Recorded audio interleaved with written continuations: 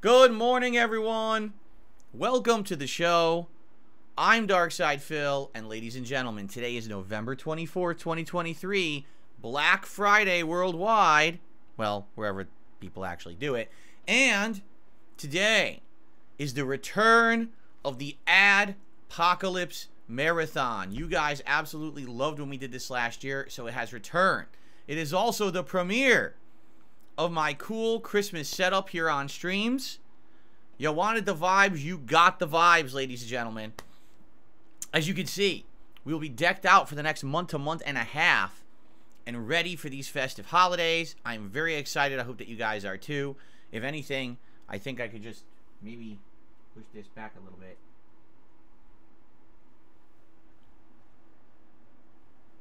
Slightly more.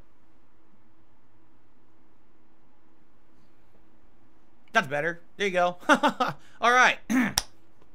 So, welcome everyone. As you can see, the festivities are in full swing here on DSP Gaming.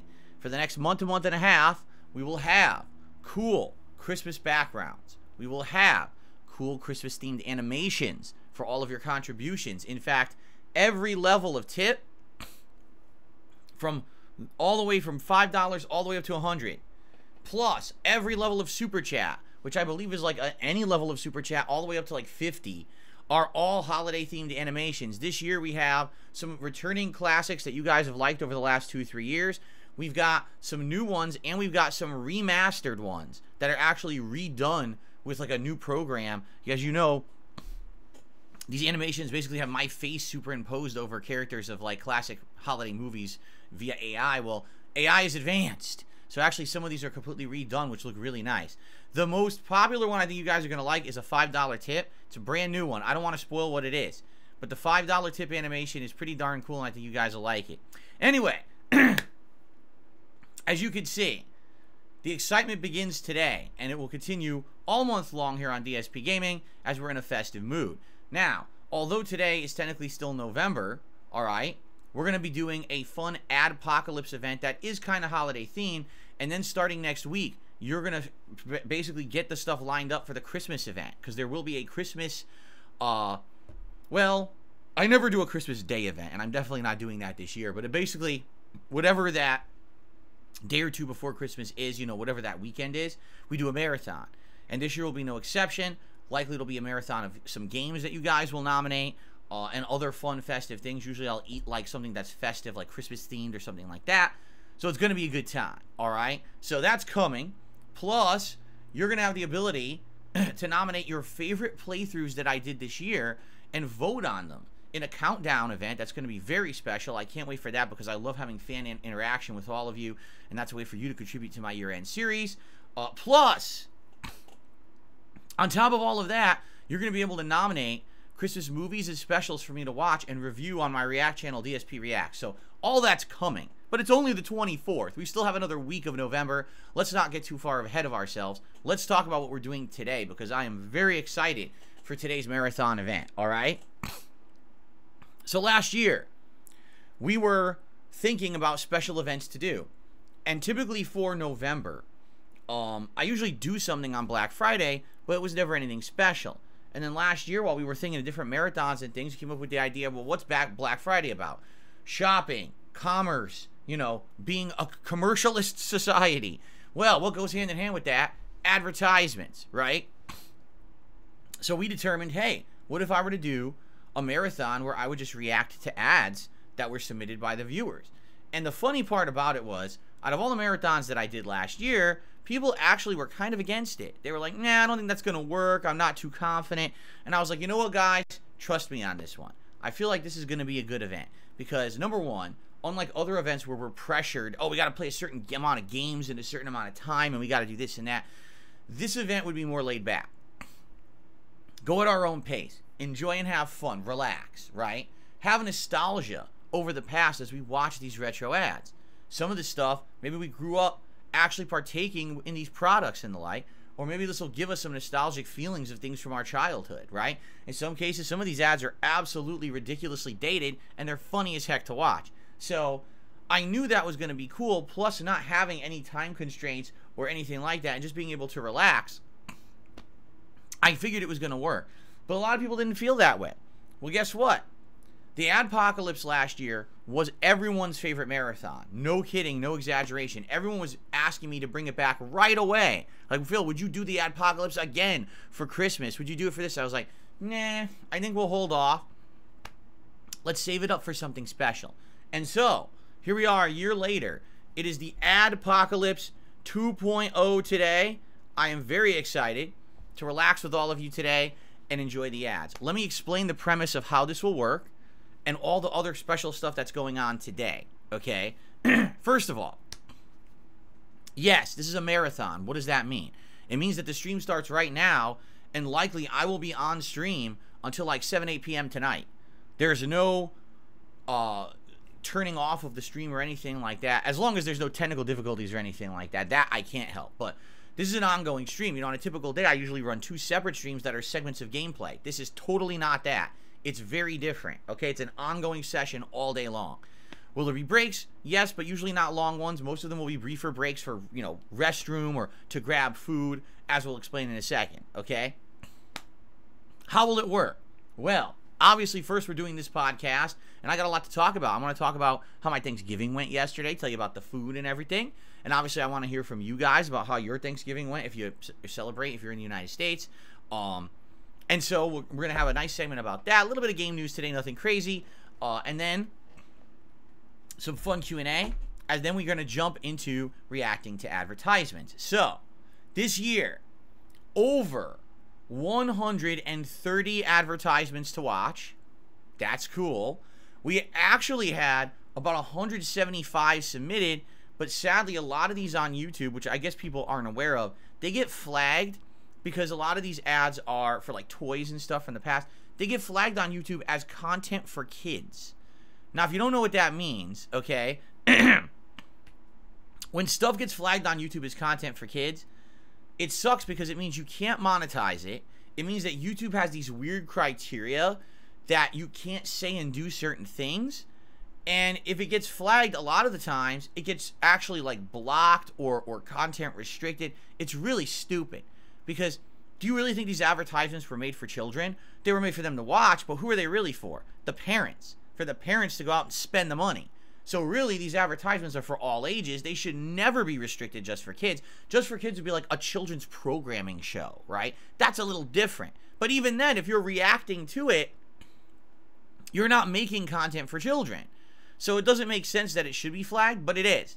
So anything that ended up being flagged content for kids, we actually can't watch. It runs the risk that the stream gets shut down, the videos get restricted or blocked. In addition, there were some ads that were flagged as adults.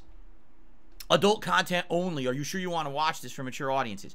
That's literally the same thing, only to the opposite end, where since it's considered mature content, it gets age restricted, people can't watch it. Keep in mind that today it's a marathon, and I'm splitting this up into like hour-long segments. Obviously, I don't want a whole hour video being blocked or restricted for like a 30-second clip. So those kind of things I can't watch on here. It's the same thing with my weekly react show that I do over on my channel DSP versus the internet. It's the same criteria, and it sucks because, you know, a lot of people don't realize, oh, here's a great ad, and they don't know that it's restricted like that. You wouldn't know until you actually go to play it. It gives you like a pop-up warning. In the case of one of the ones for kids, you wouldn't even know until you try to add them to a playlist. When you try to add an advertisement to a playlist, it'll tell you if it's restricted for kids or not. So I made playlists to watch today, and that's how I knew. So anyway, we have still over 130 advertisements to watch today, which is really cool. It's a lot. Will it be enough for the whole day? It might. The thing is, we're doing other stuff. Okay, so first of all, let me lay down the ground rules. Today is a very chill stream. What does that mean? We are in no hurry. We don't have to watch all of these ads. We don't have to watch the entirety of any ad. But if we want to watch ads in their entirety, if we want to rewatch ads, we can do that. Excuse me, tickle in my throat. As yes, I still, almost a month later, have lingering symptoms from this cold that I had last month that made me miss a week of work. It's still there. I still get a tickle every once in a while and stuff. It sucks, but as you can hear, for the most part, I sound good, right? Anyway. So, because this is a more laid-back stream and there's no rush, we can do whatever we want, okay? So first of all, we're doing things differently. You may notice I don't have a tip skull, okay? Why not? Because today we're not putting on hats. Today I'm not putting on glasses and vests. Today, here's how it's going to work. For every $100 that I raise on this stream, I'm going to take a shot, all right? It's a cumulative running thing. It's not, oh, someone has to do a giant tip. No, no, no. Every tip will contribute towards this goal, and every $100 raised, I take a shot. What do I have? I'll show you what I've got. Kahlua.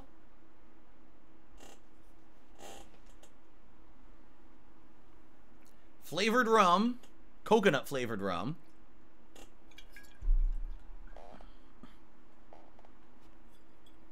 And bourbon whiskey.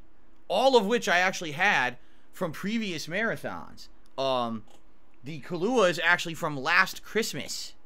And then the other ones are from other events over the course of the year. Now you might say, excuse me, well, why are you waiting for $100? It's this simple. I got to do a marathon today. All right? I'm being realistic here. When I'm doing a marathon event, I need to be able to do the marathon. Okay? If I make it $10 a shot, people will start tipping, and it'll be $100 within an hour, and I'll be completely drunk, shit-faced on the floor and not be able to do the event for you guys. And the event, here's the thing, and this is what I tell you all the time, it's not about money. It's about being able to put out good, fun content for you, and me having a good time in the process. I don't care if I make $1 million if I can't do the event. All right? So, I have to make it so that it's feasible. All right? If I put it as every, milestone of $100 raised, and let's say over the course of the event I raise a couple $100, $300, then I can take a few shots and I'm not on the floor drunk, and I can still react to ads and not be stupid. Okay? So that's how it's going to work. That's, by the way, way better. Previously it used to be you had to tip $100 in one tip for me to take a shot, and everyone hated that. So I'm listening to your feedback and I'm approving this now. Literally every single tip that comes in today counts towards the goal. Every single one. All right? So you can, because someone actually yesterday made a good point. They were like, I would love to contribute and help you towards, your goal, but I'm not going to do a $100 tip. I can do like $5, and hopefully that helps towards a tip, towards a shot. I would do it. And I'm like, all right, then that's what we'll do today. So that's how we're doing it like that, okay? Excuse me. Okay, so there you go. That's how we're doing it today. So that's something going on all day long. Every $100 raised, I'll take a shot of your choice. We'll see what people want me to take a shot of or whatever. Okay, that's number one. Number two, at one point during the day, food's coming. And just so you guys know, the food that is coming, it is the first time ever on this channel, in any of my content or streams, it's the first time ever that I'm trying this food. I've never had this before.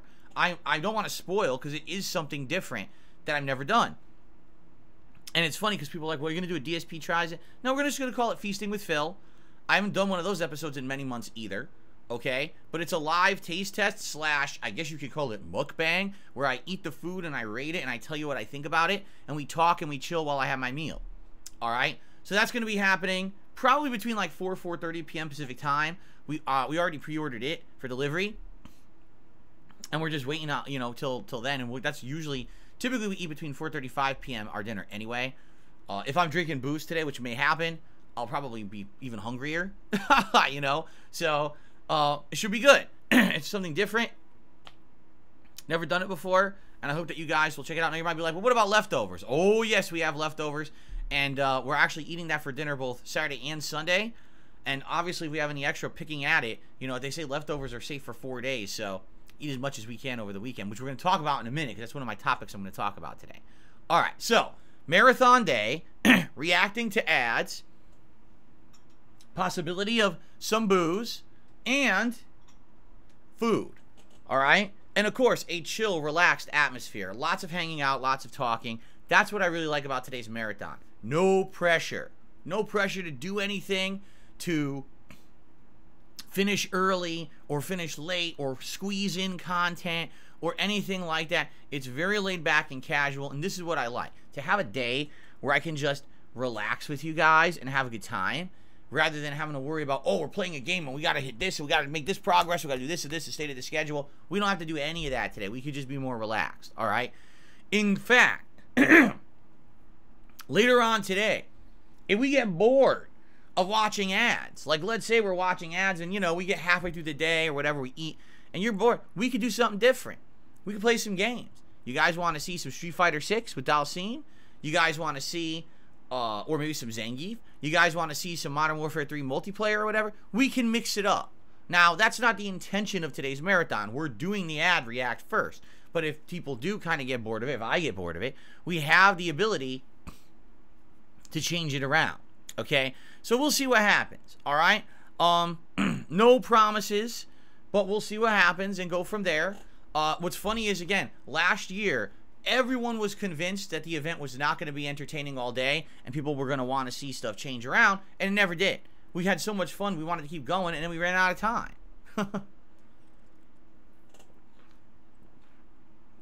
So, let's see how it goes today. I'm very excited for today's marathon event. And then after today, we get back to normally scheduled gameplay. Just so you guys know, tomorrow, Super Mario RPG Remake on the daytime stream, Street Fighter 6, Saturday Night Slam, I'm calling it, with Dalsim on the late stream. Sunday is my weekly react show on my sister channel, DSP React. So that's going to be DSP versus the internet on the first stream. Then the late stream will be Starfield Endgame as we attempt to beat the game. I don't know if we will, but we might get really close.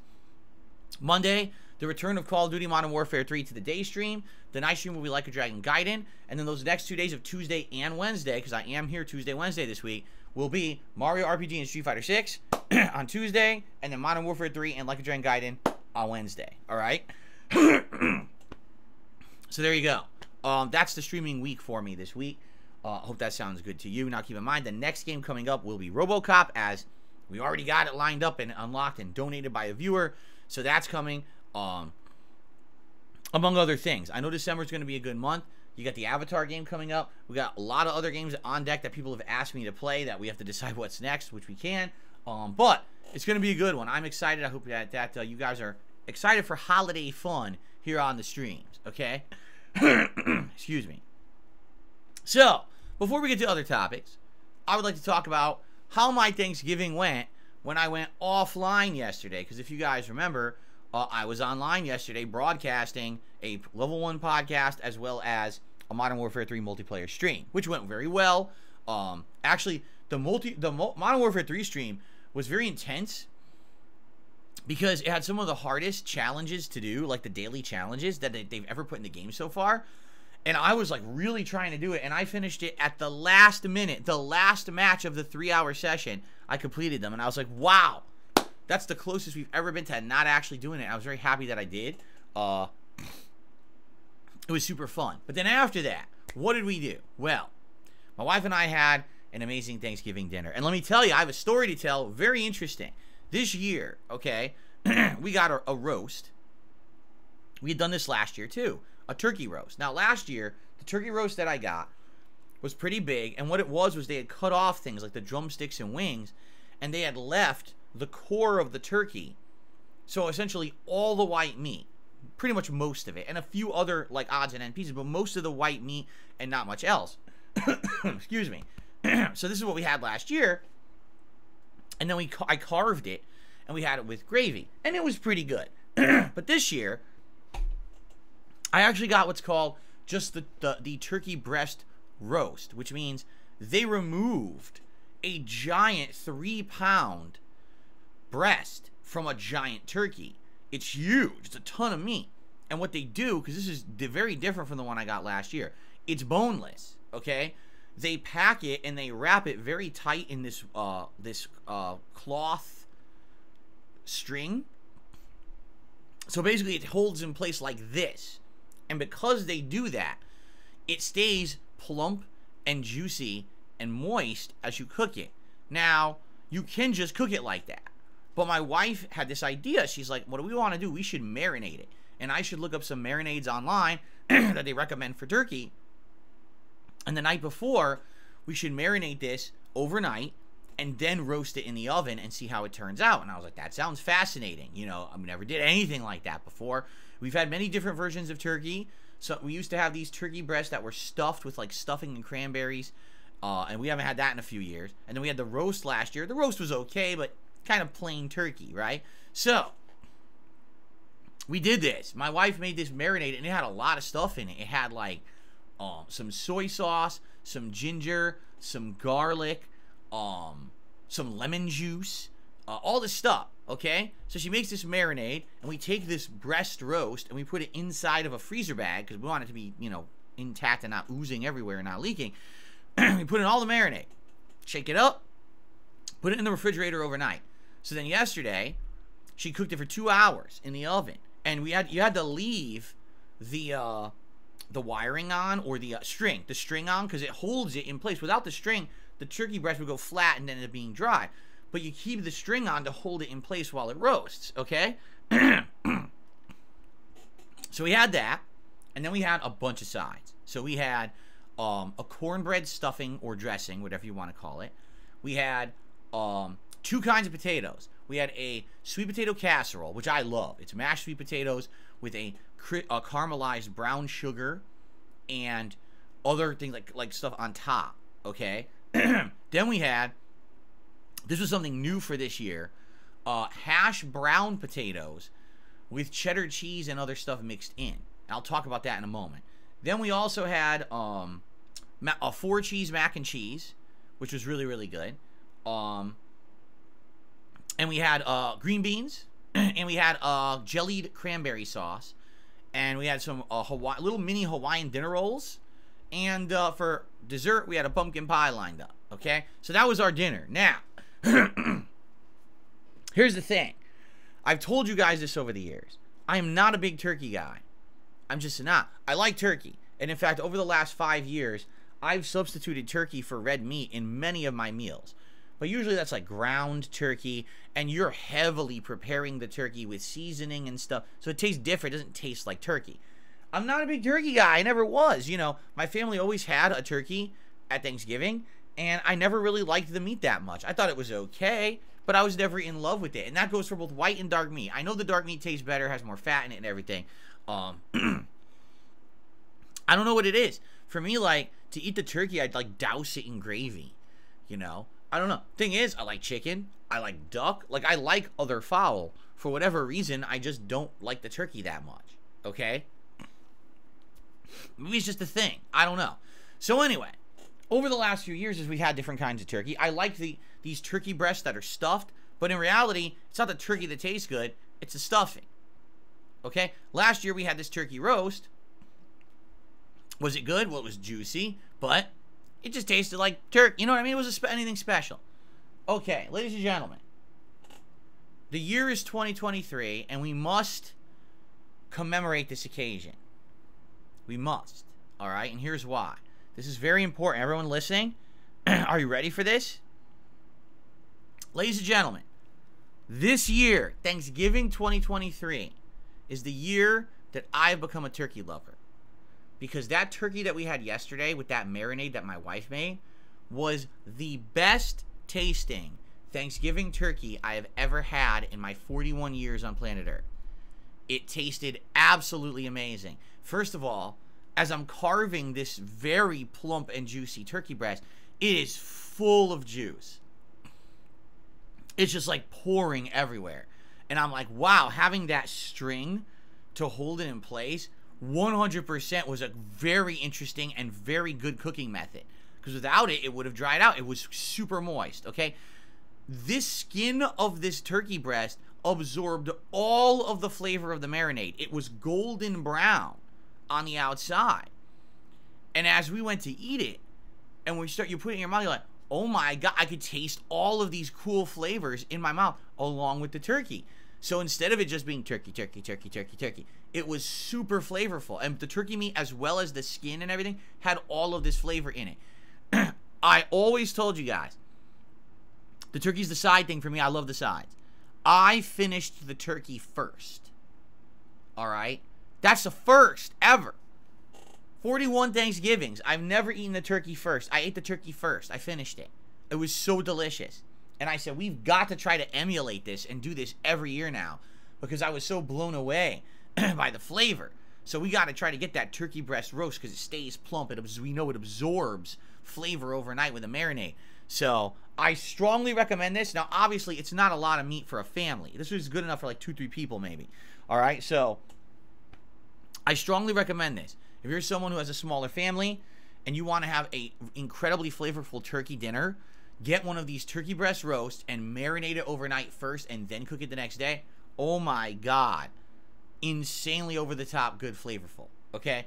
Now, as for all the sides, the dressing / stuffing, I always like. I love stuffing in general, and this has some cornbread in it. It tastes really good. Delicious. The sweet potato casserole, very good. I like how you get a mouthful of the sweet caramelized stuff, and then you get a mouthful of the more savory potatoes. Very, very good. Okay? The mac and cheese, very good. Mushy, but what are you going to do? It's a baked mac and cheese. It's always going to be mushy like that. But flavorful, you know, good cheese. The one thing, honestly, I did not like was the new side this year, which was these hash browned potatoes. So I think what it is it says on it like 2 cheddar or something like that, hash brown potatoes casserole. Okay, like it's baked thing. And what it is, it's chunky chopped up potatoes like a hash brown, but it's like thicker with this cheddar and other stuff in it. So you go to eat it, and I'm like, I don't know if I'm gonna like this because we already have mac and cheese. Isn't it the same? So I go to eat it, and I'm like, wait a minute. It kind of tastes a little on the sour side. I realized sour cream is in this thing. And I'm like, so I guess what they were trying to go for was a cheesy and sour cream loaded potato, almost like a baked potato that has sour cream in it. That's what I think they were going for. But oddly enough, it didn't have bacon. It didn't have like chives. It was just the cheese and the sour cream with potato. So I thought it was just too rich and too much dairy. And I was like, oh, savory cheese. I go to eat it, and it's like a tanginess and a sourness to it. And I was like, I wasn't expecting that. And because of that, it kind of turned me off. So I actually only had like two forks of it. And I was like, man, I'll pass on that. Which is fine. We had more than enough food. You know, we also had the jellied cranberry sauce, the roll, the green beans, and all of that. So, ate all of that. We had tons left over. So we're going to have 2 more meals this weekend of leftovers. And what we're going to do is on Saturday, we're just going to go right into the leftovers and eat as much as we can. And then whatever's left over for Sunday, which undoubtedly there'll be some, we have some extras. For example, we have an extra thing of green beans that we haven't used yet. We have an extra can of the jellied cranberry sauce we haven't used yet. And we have stovetop stuffing that we're going to make. And we're going to add that with whatever leftovers we have on Sunday. So it's kind of like a second, almost fresh Thanksgiving on Sunday, you see? So all weekend, we're having this, except for today. Because today, as I told you, we ordered food, excuse me, which is going to be delivered in just a little bit here. And so that'll be fun to have that food delivered and do that live on the show. And that way we don't have to cook at all today. Nothing, no leftovers, nothing. Maybe, but the one thing, here's what happened. So we ate all that, right? And we're like, oh boy, we're full. So we go to the living room and we sit down and we turned on something to watch.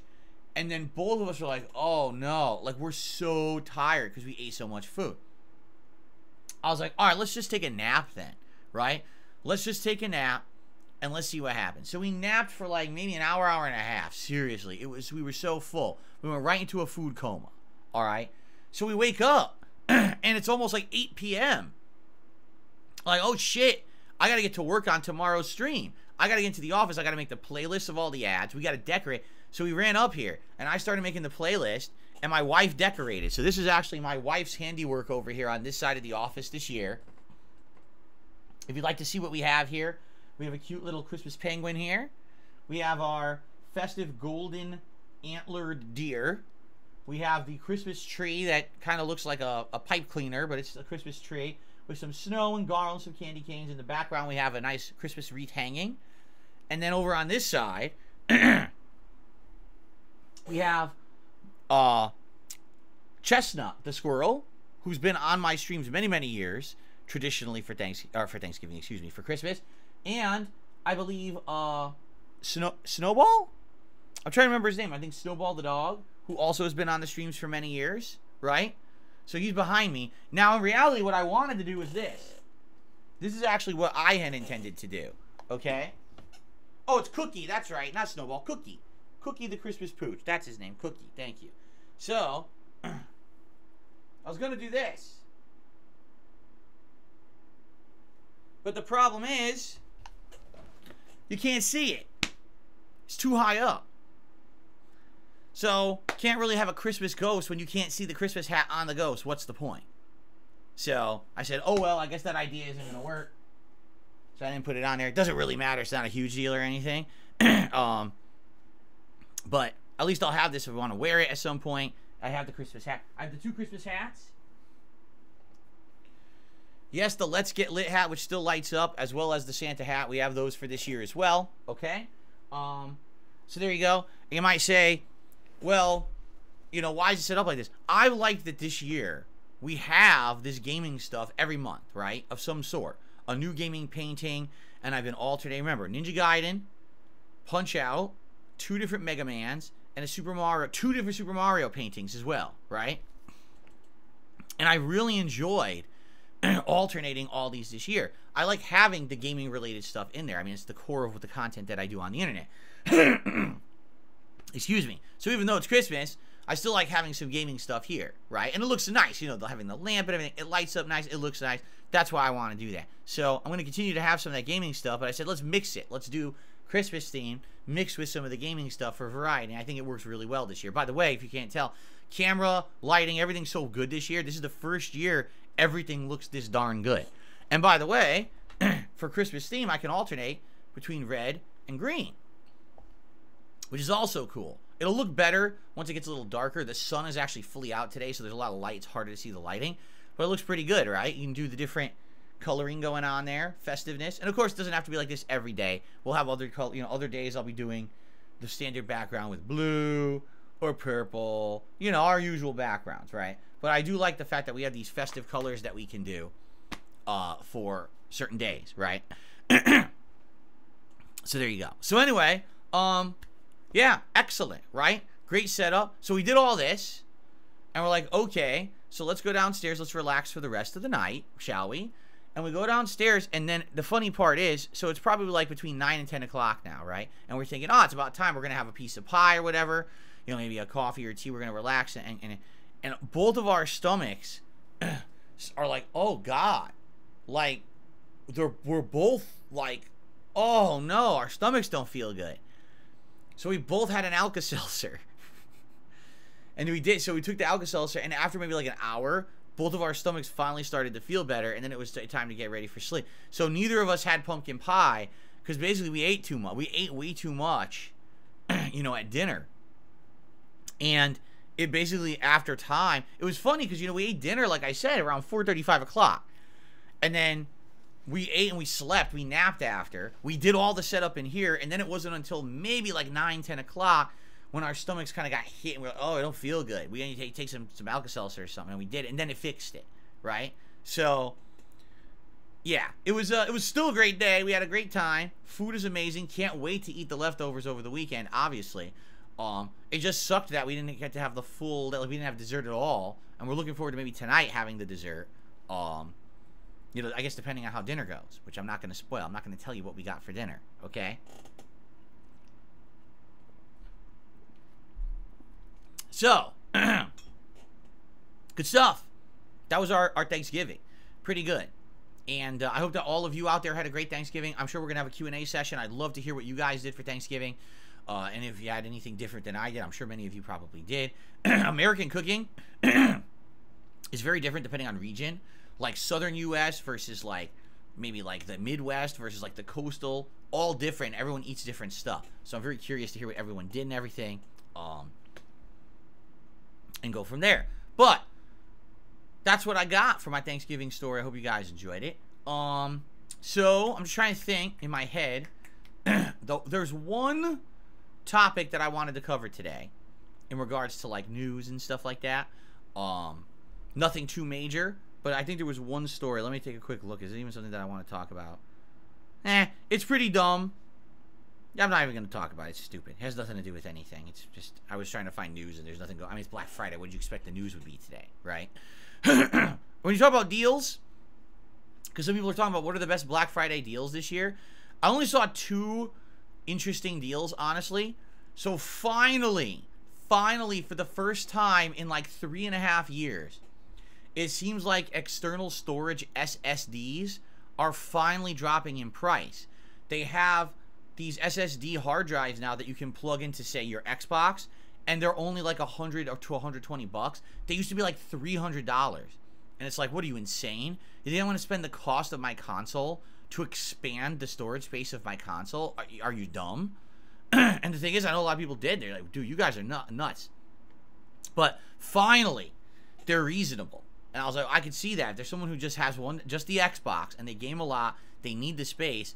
Finally, for like $120, you can get an external hard drive that's a pretty big one, and it doesn't break the bank, finally. Like, about fucking time that they did that, right? The only other thing is, certain places, not all, certain places are trying to liquidate their first-gen PS5s. And what I mean by that is, it's not like it's just giveaway open sale, but, for example, I saw like Target, if you're part of their subscription plan, Target Circle, so they're doing the disc PS5 for $350. I mean, that's what, $150 off? So yeah, so they are reducing the price a lot for Black Friday because they're trying to get rid of the Model 1 PS5s they have left because the PS5 Slim's right around the corner. Although it's not really slim, it's just the Model 2 PS5. I shouldn't call it slim because it's really not what it is. But yeah, so that's happening, and I think it was Target. And then a few other online places started listing something very similar. Basically, you know, the Model 1 PS5s, they realize are going to be outdated. Everyone's going to want the new model, and therefore they want to try to get rid of the old ones. So I'm seeing that, but I don't know how many realistically they're going to have.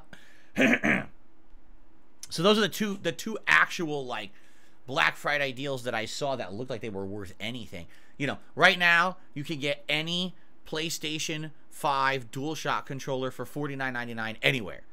Amazon, Walmart, Best Buy, Target, they all have it for $49.99. Any color, $49.99. So probably a good deal considering normally, what is it, $70, $69.99? So get it now, save the $20, right? Same thing with Xbox controllers. But the thing is, a lot of the Xbox controllers already went on sale earlier this week. Hence, that's how I got my new Shock Blue controller. I got it for $45. And I think they're all $45 right now. But a lot of them are on like back order because people already started ordering them earlier this week. So you can't really get, if you order them, you'll have to wait like a few weeks to a month to get one the color that you want. But that's really about it. You know, there's really nothing too crazy going on with these deals. There never have been. It's been years and years since there's been great Black Friday deals. They just don't really happen anymore. People go crazy for this stuff just to find out that it's really not a deal, right? I saw the meme. So it shows a grill is $8.99, you know, on Monday, and it shows William Wallace goes, hold. And then it's Tuesday. Grill is still $8.99. Hold. Wednesday, the grill is still $8.99. Hold. Of course, on Thursday, the price doesn't update. It's Thanksgiving. And then Black Friday, and it says, oh, $10.99 scratched out. On sale for $8.99. Black Friday price. And you go, who? Because that's Black Friday in a nutshell. It's not really deals anymore. It's just not. It's the same prices you could have gotten before, but they act like it's a deal to fool people into running out and spending money. You know, I told you guys, I remember, and this is the mid-2000s, okay? Early to mid-2000s, I worked at Circuit City when they existed. And I remember working in the computer department. And it's the Black Friday deals, everyone. Put out the new tags. Okay. So I got a tag in my hand. I'm staring at it. So it's a hard drive for a computer. You know, normal price, probably like $89.99. And the tag says Black Friday price, normal price, $149.99, on sale, $89.99. I'm looking, I'm like, that's the normal price. So, it's not a sale. They say that to fool people into thinking they're about to save like 60 bucks, and they're saving nothing. It's a lie. These are deals that don't exist. It's a way to fool people to still try to buy on Black Friday. And they still fool for it because every year the traffic out there is crazy and you hear about the stories of people rushed to Walmart and did all this nonsense. And again, once again, as you guys probably know, the doorbuster deals don't exist. Usually if the store has a doorbuster, they have one or two in the entire store. So one or two people get it and then no one else gets the doorbuster thing. Most of these sales are online now. There's no reason to go to the store anymore for Black Friday. There used to be. There used to be crazy, the deals. Now, it's all, I just order everything online. Why are you even leaving your house when the same deals can be gotten from your house and delivered within a day or two? You know what I mean?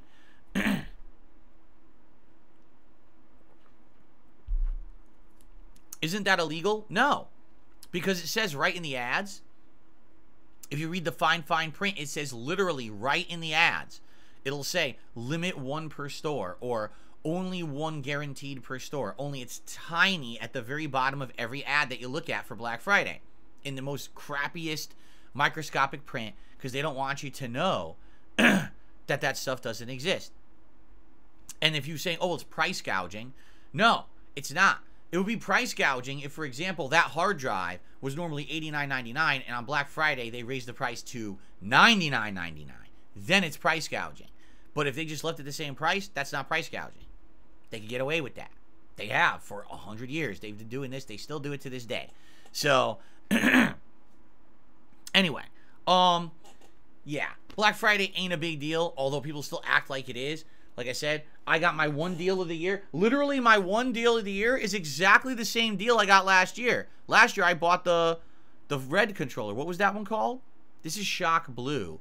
What was it called? Flare Red or something? I can't even remember. And that controller lasted 1 year. And it broke. So then here I am with my Shock Blue. Probably 1 year. What will I get next year? Purple? Right? Every year I guess I'm buying one Xbox controller.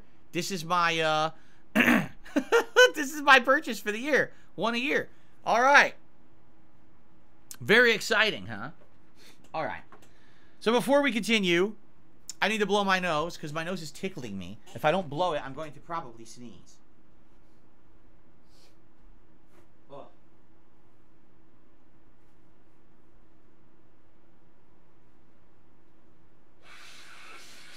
Ugh.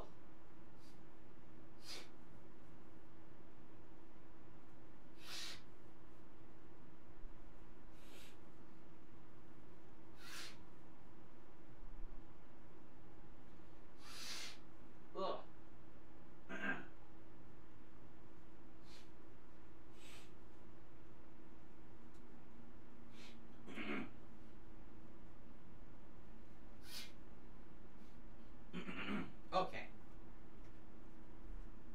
So there we go. Forgot to mute the mic. No, I just didn't care. I didn't feel like muting the mic. I walked over there to do it anyway, so it probably wasn't too loud, right? Oh, Pulse Red. Ooh. So my controller for the last year was Pulse Red. Now I'm going to have Shock Blue. Very exciting, right? Very, very exciting stuff. Okay, so I think I've covered pretty much everything that I wanted to talk about on today's show. So I guess what we will do is we will do, it looks like I have a few shout outs to do. Not too many so far. So I'll do a couple quick shout outs. We'll see if any more pop up, and if not, then we'll probably just go to like open Q&A and see what you guys want to talk about. Obviously, what I want to hear today, I want to hear about what you guys ate, how your Thanksgivings were, and stuff like that. But of course, if you have any other questions or anything else to talk about today, I'm always open to that kind of discussion. All right. Okay, so I guess we will get started with some shout outs. It looks like no YouTube side contributions. Oh, I should say this. All right, I should say this before we begin. All right, so today, being that today is a marathon, all right, and I'm going to be here all day long. And by the way, this is the first marathon that I've now done in ages. The last one I did was midsummer. Was it not? The cookout. Remember we did the cookout that wasn't really a cookout? That my wife did some barbecue food. And I want to say that was in August, right? That was sometime in like early August. Because we had done one in June. It was like no, we did one in May. Man, see now it's even hard to remember.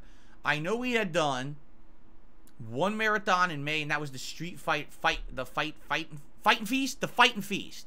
That was in May, and that was fun because my wife did Street Fighter related foods. Remember that? And then we did the cookout, the summer cookout. I can't remember what it was called, but when we did that, it was foods like a barbecue deal that my wife had made to help out for it, right? Remember that? And that was fun. And then what we decided, because that was around like early to mid-August, right? We had decided that we were going to hold off on doing any kind of a marathon in September because we just wanted to focus on all these crazy amount of games that were coming out, right? And that was a good choice, I feel, because it helped us to get through all of those games. Then in October, it was supposed to be the Halloween marathon, which we do every year, and we do horror-themed games, and I dress up in a costume, and I got so damn sick, and I still, guys, I still apologize. I feel so bad. I wanted to be here. I did. I wanted to be here so bad, and it sucks that I couldn't. That's life, right? You get sick, you got to deal with it, and I was just so sick. I couldn't be here for it, you know, and there was no way to really make it up, and that sucks, because that throws us all off. I really do feel like the whole last month we've been thrown off from normality, because we always do that. And so today is our first marathon since, you know, early to midsummer. All right, so the only real goal that I have set for today is this. I would absolutely, positively appreciate and love if we could get back to 500 members. I know this has been a rough month because it seems like every time that we're making progress with members, then we lose a ton of them. And then we get there again, and then we lose. Just the other day, we were at 510, and everyone's excited, right? And then what happens? Come back from break. Here we are again, 468. I know. If we could maintain... And here's the thing.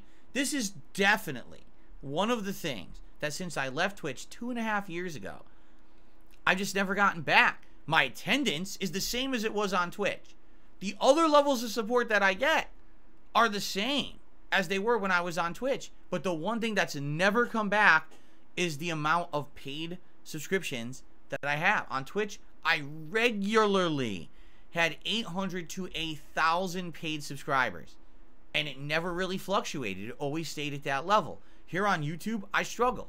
Why? Because it's YouTube. And everyone thinks that Twitch is the place to be when it comes to these memberships. And there's Twitch Prime subscribers and stuff like that that get it for free and everything.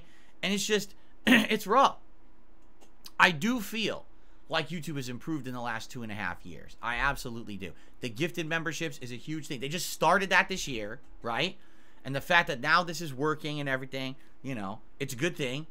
Especially now, during the holiday season, right? People think about, oh, I want to help out the community, other viewers, and they give some memberships. And that's huge, because they didn't used to even have that. So it was very hard to maintain any kind of membership level here on YouTube. So the only thing that I'm really going to talk about and worry about today would be members. If you wanted to help out the channel today in a big way, all right, give some memberships. Let's have that holiday spirit coming through. And it's not just about me. It's about all of us together, right? If you give some memberships to the channel, that's your fellow viewer there that's going to get something out of it for the next month. They're going to get emotes. They're going to get a cool chat crown badge. They're going to be able to talk unlimited in the chat and not have to worry about slow mode. Coming up for the special events, for example, nomination of games for the holiday Christmas marathon. They're going to get priority for that, right? So it's all this fun stuff that is going to be available to members in the next month. Now is a great time to become a member or gift a membership. That's really all I'm really that much worried about today. You know what I mean? Listen, if other contributions come in, super chats, tips, that's amazing. Obviously, guys, this is my only stream for today. Normally, I would do 2 gameplay streams. I'm only doing 1 stream this marathon today. So my hope is that through the 1 marathon, I'd have it as if it were a normal day of work outside of the marathon, right? When it comes to things like raising tips and everything else. That's just a given. That's like a common sense thing, right? But if for the one goal, the drive today, it would absolutely feel awesome if we could hit 500 members by the end of today. All right? I would really, really love that. And thank you to anyone who maybe is thinking of contributing in any way today. Memberships would be great, and I would be very appreciative of that. In fact, 672 just gifted 1 membership, and it went to Hybrid. So congratulations to Hybrid, and thank you 672 for getting the momentum moving in the right direction. As now, we've gotten our first new member of the day. And Hybrid, I hope that you enjoy that, and be sure to thank 672 for that gifted membership. All right? Oh, really? Derek says, my cookout marathon was in July 2nd. So what the heck was my last marathon? That was it? I think I did something in August. Did I not? Did we not do a marathon in August? I feel like we did. But maybe I'm just misremembering. Right? I don't know. Anyway, what's up, Jade? Jade, we're staying here all day. We're not moving. We're staying right here. That's a good question. Jade just says, where's the stream? Are you moving it to your React channel for today? No, the stream is here, but I'm recording segments. This podcast will go here on DSP Gaming. The segments of me reacting to ads and the food video are all going uploaded to DSP Reacts after the fact, but the stream stays here. We're not turning this stream off. This stream continues all day. Again, unless there's technical difficulties. If technical difficulties happen and the stream goes down, whatever, I'll get it back going. But it's all going to be here on DSP Gaming, okay? Cool. All righty. So thank you, 672. First contribution of the day. Let's continue. So I received a $3 tip from Super Snow Carl Turbo HD Remix. Don't feel like you're jumping the gun early with Christmas themes. Here in Los Angeles, corporations like Starbucks and other various mall outlets, even the radio stations, music was all Christmas already. I guess that's capitalism. Dude, Christmas started the day after Halloween here. Anywhere you go, every store, everything's Christmas themed the day after Halloween. For me, it's always been the day after Thanksgiving because my parents...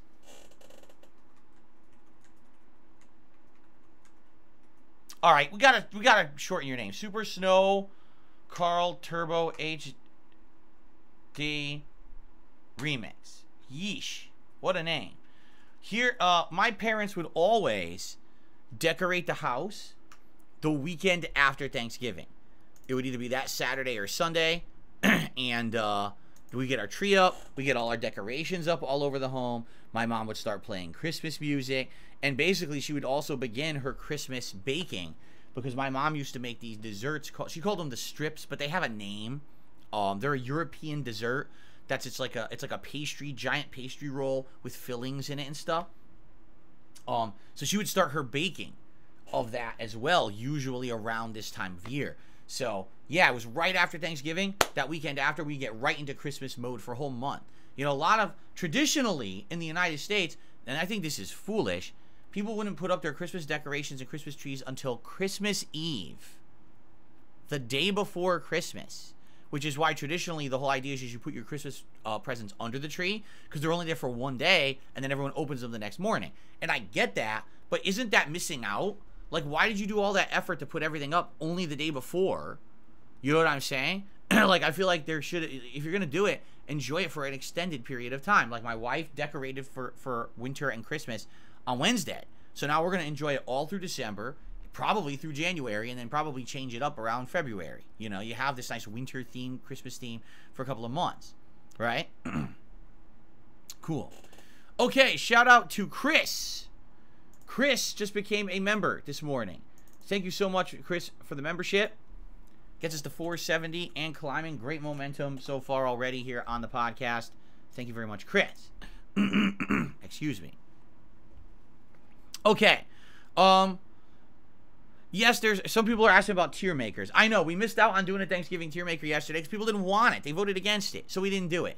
But people are saying, will you do a tier maker? Yeah. In fact, I think we'll probably be doing one, if not during the month, absolutely during the Christmas Marathon event. Excuse me. Perhaps ranking Christmas foods, Christmas specials. We'll think about it, what we want to do. But I absolutely see a holiday-themed tier maker in the future. So, okay. So I think that is about it. Let's see. Let me refresh here.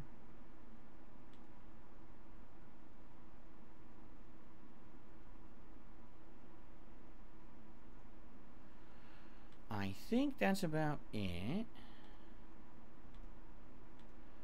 Because this is all screwed up. It's not loading.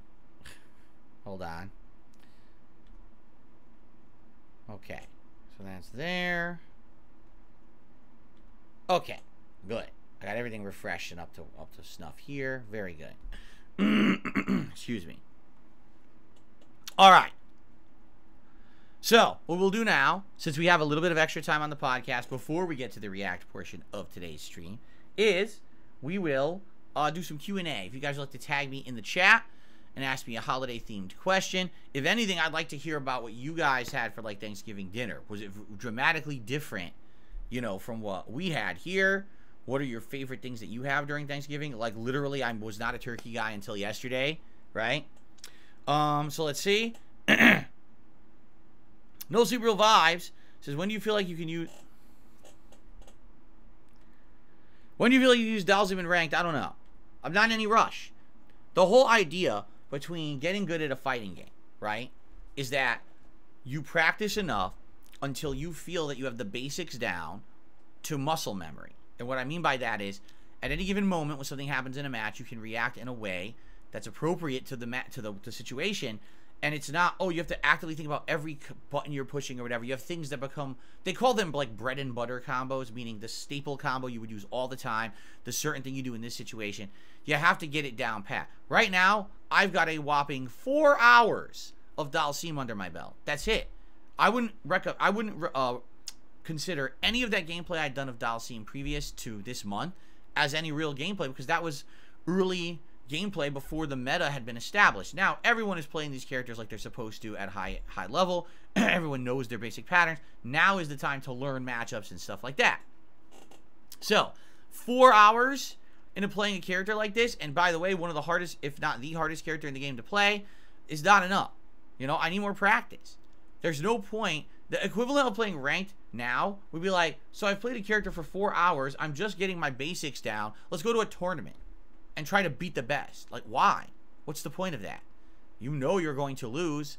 You know you're going to get your butt handed to you because you're not ready for it, because you didn't prepare, because, you know, I feel like another few streams maybe, but we'll see. You know, if I keep playing and I feel like, okay, it's clicking now, you know, there's a level when you've played a character in a fighting game enough that you feel comfortable. Like right now, I feel comfortable with Blanca. When it says fight and you can start your round, I know immediately several strategies that I can use. Like right now I can think, okay, I could hop back, I could just stand neutral, I could backdash, I could drive rush and do back medium kick, I could drive rush and do low medium kick, I could drive rush and do standing roundhouse, or I could just charge down and see if they jump and go for anti. See, there's like all these, and I'm comfortable with that. I know all these options I can do on fight. Here you go, best options, you know. And it's different depending on what character you're facing as well. Facing Marisa, be a little bit more offensive. Facing a character who's a tough rushdown character, you probably want to be a little more apprehensive. You see? So that's what I mean. But with Dalsim, I don't know that yet. I just picked him, right? I'm 4 hours in. I need to have more overall variety of experience. I feel like I haven't even done a ton of matchups yet with Dalsim, because I really haven't. I think I fought one Honda, right? I haven't even fought a single Lily. I haven't fought a single Aki. I think I fought one Rashid. You know what I mean? Like, I'm barely seeing these matchups yet until I actually get that experience under my belt of, I know this, the basic stuff, what works here, this is my idea of what to do and stuff like that. I feel like I should be a little bit more apprehensive about rushing into ranked. I think it would be pretty dumb. Why play your ranked matches, get your ass handed to you, place low, and have to grind now endlessly to get to a decent rank, when if you had just taken your time and learned the matchups a little better, you would have done better in your placement matches, and it would have been better gameplay overall. So, yeah, tomorrow night when I play with Dalsim, I'm probably not doing ranked. Maybe, but probably not. I'm not in any rush. I'm not pressured. I don't know why people think that only ranked matters. It doesn't. That's stupidity. That's ignorance. Sheer ignorance. And the truth is, people who are demanding that I play with ranked with a character I don't know how to use yet are people who just like to see me fail, and I don't care about those people because their opinions are absolutely meaningless. They don't mean anything. They're just assholes. Okay? DC Fan 200, the Freedom Fighter, just became a channel member. Thank you very much to DC Fan. I appreciate that very much. That gets us up to 471 members and climbing for today. Thank you, thank you. Okay. So, let's continue here. What is the most expensive Christmas gift I ever got for a loved one? For a loved one. Now you got me really racking my brain. You got me thinking back, you know, over the course of my life. Like, I know that at one point I bought my parents a Roomba, and it wasn't the cheap one. It was like the really expensive one. And this was like a decade ago when I was at the height of my YouTube popularity, and I would have money coming out of every orifice. So I probably, I mean, no exaggeration, the Roomba, you know, the high-end one, it's probably like $400 or $500. Something like that, if not more. I don't remember. You know. I'm trying to think if I ever have spent more than that in one going for someone for Christmas. That might have been the most expensive one.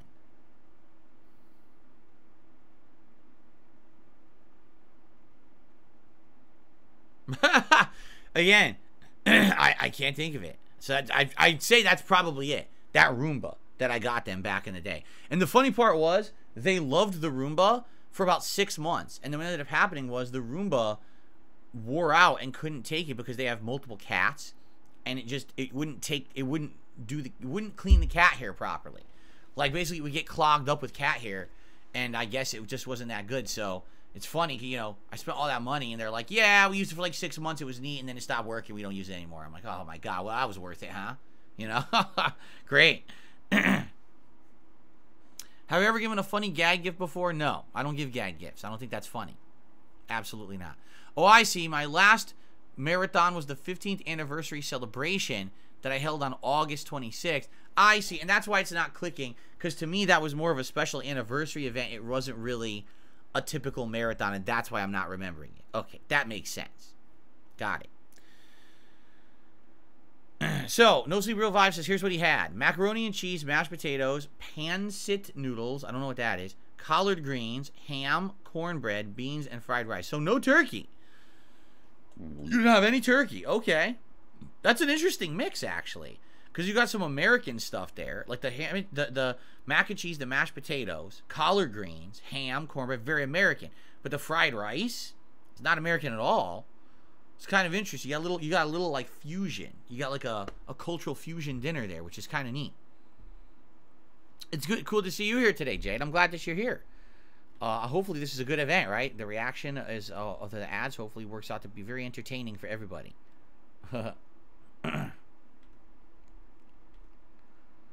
What's the weirdest Christmas gift I ever got? What makes you think I get weird? Like, what are you talking about? Right? Like, no, I didn't get weird gifts. You know, it's the typical stuff that everyone gets. Did I ever get socks for Christmas? I'm sure I did when I was a kid. I don't know. I don't remember. You know, I told you guys the story that one year, here's when I was a kid, all right? It was me and my 3 second cousins, all right? We were the only kids in the family, and we would all go over collectively with our parents and you know, grandparents, all that. We'd go over to my great aunt's house. So my great aunt was kind of like my grandmother. My great uncle was kind of like my grandfather. And basically my great uncle would dress up like Santa, and he would come out with these big stockings of toys and candy and things for me and my 3 second cousins. And, you know, I was kind of like the odd one out because I was a boy, and all my 3 second cousins were girls. So, you know, what would they get? They'd get a bunch of girly stuff, you know. And I would get odds and ends and things. It's a little weird, right? So I remember one year, we're going through our stockings, and as a gag gift, okay, they decided to put coal in the stockings. Now, the funny part about it was, each of my second cousins got a little chunk of coal like this. They gave me a big ass piece of coal like this, like the size of your hand. And I guess they figured this would be a joke, right? Ha ha, Phil got the big piece of coal. But I, you know, as a kid, I was someone who, my parents always told me when I was growing up to do the right thing, to be good or whatever, to behave. And I always tried. I wasn't a very mischievous child, quite honestly. I tried to do the right thing. Even my report cards were always good. You know, I was always rewarded. Like, to me, when did I get presents when I was a kid? On my birthday, on Christmas, and when I had a good report card. That was it. I didn't get anything in between. I never got a surprise toy or anything. It was always, I got stuff on a holiday, or if I had a good report card, that's my rewards for the year. That's it, literally. So I always thought that good behavior resulted in good rewards or results or whatever. So, you know, my parents would actually say stuff like, you better watch out. If you're good, Santa will probably get you a bunch of good stuff this year. But if you're bad, then Santa's going to pass over the house, or Santa's not going to give you what you wanted for Christmas. My parents used to say that. That's something that Americans say all the time, by the way. Don't think that my parents were being cruel. They weren't. That's something that all parents used to say back in the day. Okay? It's just a thing. So, you know, the weird part about that was, I'm going to my great aunt's house. Supposedly we're getting, Santa's going to give us big stockings full of gifts. And as I'm unpacking my stocking, in there's a giant piece of coal. So it actually made me sad. Really sad. I started crying. Because I thought that I had done something wrong, and I didn't know that I had. And I thought that, like, man, I really tried hard this year to be a good boy. And I guess Santa thought that I was a bad boy, because why did he give me a big piece of coal? So I started bawling. In the middle of Christmas, I started bawling. It was Christmas Eve. I started bawling and crying right in the middle of the family because of this piece of coal, right? And my parents and my whole family was like, no, it's a joke. It's a joke. And I was like, why would Santa do that? What a cruel joke. Santa doesn't like me. Why would Santa joke like that? And I started crying even harder. You know? I still remember that to this day, because then the thing was, once my parents finally convinced me, they were like, that's just a joke. That's not, don't worry. Tomorrow is real. And the thing is, next morning, for Christmas morning, I actually had gotten the things that I had asked for Christmas. My parents had thought that I was a good kid that year. The coal was a joke from my great aunt and great uncle. They didn't know I was going to react like that. You see? So the next morning, I got my presents. I was happy. And so that coal became a running joke. I actually kept it, and I kept it on my dresser as like a thing, as like a decoration. This big piece of coal, I would keep it on my dresser. And my friends would come over my house and be like, why do you have a big piece of coal on your dresser? And then I would tell the story that it was a Christmas joke and they fooled me and stuff like that, you know? So, there you go. That's the weirdest thing I guess I ever got for Christmas, probably because of my reaction, right? What favorite childhood toy do I wish I still had? None. I don't play with action figures and stuff anymore. I wouldn't care to either. You know, you could say, well, don't you wish you had your original game console, like your original Atari? Well, yes and no. Just by like nostalgia, it would be cool if I still had the Atari 7800 and all the games. But at the same time, right now I could buy the Atari collection, which has all those games like in it that play on modern consoles in HD. So do I really care that much? No, I don't. I'm not one of these people who like, oh, I have nostalgic feelings for my He-Man action figure. I'm so sad that I still don't have it. I'm a fool that I sold it or whatever. No, I don't have those feelings. So, does Jasper get gifts on Christmas? Yes, typically we'll give him some kind of a treat that we normally wouldn't give him. Sometimes toys. My wife has already talked about she wants to get him one of those like holiday stockings of toys and stuff so that we can give him some new toys on Christmas Day this year. So we probably will do that. What's my most memorable Christmas morning? There's two different ones that stand out. When I was much younger, my parents got me Eternia, the Eternia playset for Masters of the Universe. And for those who don't know, the Eternia playset is insanely big. It's like ginormous, and it would connect with your other playsets. So if you had Castle Grayskull, which is the hero base, or Snake Mountain, which is the villain base, Eternia connects with those on the sides, okay? So basically, it made an ultra playset, like a super duper ultra playset. And I remember it was so big, my dad and I went upstairs to the attic. That's where my playroom was. And in the attic, we built this thing, this humongous thing, and played with it for a couple of hours, which was really fun. Have all the action figures attacking each other and things exploding. It had like one of those walls you hated, things explode off of it and stuff like that. It was really neat. So when I was younger, that's definitely my favorite, time. Now, when I was older, definitely my favorite Christmas present of all time was the Super Nintendo, which I received as a Christmas present. And I remember it was Christmas morning and unboxing it and hooking it up and playing Super Mario World all day long. And I was so blown away at how good the game was. I remember playing it for a couple of hours and I was like in Chocolate Island or whatever, or something like that. And I was really enjoying it. And my parents would pull me away. No, you gotta go, you gotta eat. It's time for dinner. You've been playing this all day. Like, no, no, keep playing. This is too good. Super Nintendo is way too good. I seriously remember holding a Super Nintendo controller in my hands for the first time and being like blown away because it's contoured to your hands and round. All controllers up to that point, literally every console ever had like edgy, boxy edges and stuff. So it felt like, you know, this weird thing that's not natural in your hands. The Super Nintendo controller felt like they designed it for a human hand and it felt comfy. So here I am playing for hours. My hands aren't getting tired or whatever. And I just want to keep going. I just want to keep going. And my parents say, no, you must come downstairs and eat. And I said, no. And I barricaded my door. I actually pushed my bookcase in front of my door. I said, leave me alone so I can play Super Mario World. Okay, that didn't happen. That's a lie. I went down and I ate.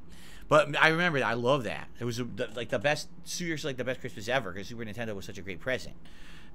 Okay. Swagonito says, by the way, I apologize because a lot of people are asking questions, but you're asking when I'm explaining or answering something else. And so I'm missing it. So just keep reposting. Swagonito says, with today's technology, do you think kids value toys like they did back in the day? I hardly see kids with toys. Nerf guns were a big thing. No, it's different. You know, culture changes.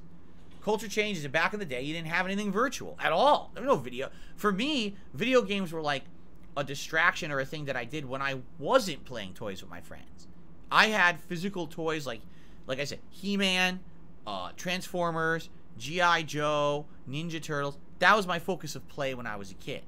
You know, when I got into the 90s, and I started going to video arcades, and I started playing Street Fighter and stuff like that, that's when I got heavily into video games. But my younger years was always physical toys. But I would bet, I seriously would absolutely bet that in this case, these days, kids probably have toys when they're very young, right? Very young. And then as soon as they're old enough to start using these electronic devices, their parents say, here you go, son. Now, don't leave me alone while I go do stuff for hours over here. Right? It's sad. But that's probably what it is shove those devices into your children's hands as soon as possible to distract them with the nice shinies and the blinkies and all that. You know what I mean? They probably would do that. It's sad, though. Because that's not what the whole spirit of it, you know, play with fantasy. The thing is, when you're given a bunch of toys, right? You have a few action figures, a car, a water gun, a Nerf gun. You use your imagination, right? To say, so here's what this is. This isn't just my floor. This is actually the planes between this base and this base, and there's just an attack that someone made, a sneak attack on one group attacking the other group, and there's the rules of this and that. It's almost like you're setting up this elaborate situation. You're using your imagination, you're using your brain to create, right? When you put up a video game, all of that's already done for you. It's all, the rules are set out. The world is there, the limitations are there, the criteria is there. You don't have to think, you just play. Right? It's different. It's very different playing a virtual experience versus one you're creating in real life with toys. So, yeah, it's pretty sad because I think a lot of kids these days, they don't really have to think that hard anymore, you know? So by the time they get to school, maybe they're dumb. I don't know. I mean, I'm just saying, when I was a kid, all the time I was thinking creatively about what are we going to do today. Let's play in the tree because the tree could be our tree base. And we'll pretend like we're in a tree fort and we're fighting, you know. And then you go over here. Well, let's do it this way. Let's do it that. Who are you today? Oh, I'm Cobra Commander and you can be Roadblock and we'll fight each other with our guns or whatever, right? Today it's like, so who are you today? Well, I'm booting up Fortnite and I've already got my character with the skin on that I just, you know. So here we go. It's already done for you. You don't have to think at all. I mean, I'm just saying. Maybe I'm wrong. Maybe I'm an old man. And maybe all older people always say this stuff, right? Maybe I'm correct. Maybe that's always the truth, right? So there you go. Ray Ayanami has tipped me $1. They said, DSP, I'm not your biggest fan. I'm going to give you the W on your take on MK1. It's annoying how much people worship the game, but they're just going to forget it after the DLCs. Already they've forgotten it. Like, for example, Omni-Man's out, right? And? You know what I'm saying? You want to know what I'm hearing a lot about? Everyone's hyped now because they announced Outfit 3 for all the characters of Street Fighter 6, and apparently Akuma's coming out soon, the DLC character. So people are getting very excited for that. But outside of MK1, like, MK1 had hype for the first month, right? And, you know, you see, then what happens is the game breaks, meaning people break the fuck out of the engine because the engine sucks. It always has. It's always had these ridiculous, overpowered nonsense, okay? And it's just to the point where it's not competitive. All these game-breaking bugs are discovered, right? The online play sucks. And within like 2-3 months of the game being out, it's as it never existed. That's what happens every time. There's hype. Everyone plays the story. Everyone's excited. A month or two of fun. And then, oh, it's dead. Every time. It never has longevity. And that's the thing. People will only talk about MK1 when a DLC character releases, and they'll talk about it for a week, and then they'll never talk about it again until the next DLC character. The game's dead. Man, let me tell you, out of all the MKs recently, this is the worst one, by far. Like, they didn't fucking test it or nothing. How is your game out for several weeks till you discover a game-breaking bug where one player can do everything and the other player's nerfed and can't even do basic combos? Like, what? You're the game developer. You didn't fucking know that? That one player's side has an advantage over the other player's side? Like, are you stupid? And the answer is yes. They just didn't give a fuck.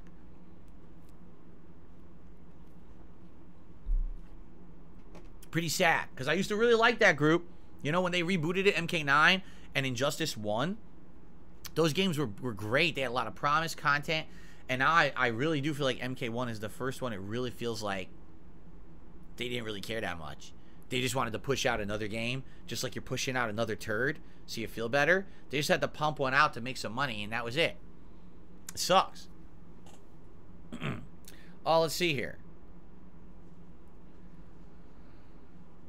So pancit noodles are a special traditional Filipino noodle, or Philippines noodle, that is eaten on Thanksgiving. It's good luck for your birthday, boy or girl on their birthday as well. Oh, cool. That's interesting. Derek, I'm excited for ads today as well. Joe Loft says, kids should play more modern board games. There's some amazing ones out there. Well, I mean, you know what? See, here's the thing. I was never someone into D&D. I was never someone into any of that kind of, like, fantasy stuff. I didn't even know about it. I literally didn't know D&D existed till I was, like, an adult. Seriously, I didn't ever heard of it. But I was doing that kind of stuff with my toys and stuff with my friends when I was a kid. So, that stuff sounds like very much... You got to use your head. I mean, yes, are there rules to the D&D universe and stuff like that? Yes, there are. But for the most part, you know, they're creating these campaigns. You're creating all this important, interesting, complex stuff, right? And I think that that's great stuff. If a kid were to get into that kind of stuff and they have to start thinking creatively or whatever, yeah. Anything that inspires creative thinking or thinking outside the box or deductive reasoning or anything like that, you know, that's good stuff for a kid. not plop them down in front of this video game that already has all these established criteria and all you have to do is press the button to win. You know, not to say that there aren't games out there that have massive challenges and stuff like that, but you don't want a person going through life. Here's the difference. If you have someone who's a creative person, right? Those are the people who are going to come up with ideas. Those are the people who are going to be the leaders. Those are the people who are going to say, hey, everyone, let's go on a trip. Let's organize. Let's have the family or friends or whatever. Let's go on a trip to so-and-so, and I'll plan it out, and we'll get a hotel, and we'll have a good outing, and everything will be creative, right? As opposed to being the follower who just sits there like a lump and waits for everyone else to tell them to do stuff. Like, that's the difference. If you're a creative person, a go-getter, you're thinking outside the box, you're that kind of a person. That's going to advance you in life in so many different ways. Personal, professional, as opposed to I'm just a person who just sits here like an ass, like a big fat lump, and I let the world exist around me, and I only move when I have to stay alive because of outside stimuli. And if someone suggests something, then maybe I'll do it, but I'm not moving because I just sit here like a lump. I don't have to think, right? Oh, by the way, here's the new version of Fortnite's out.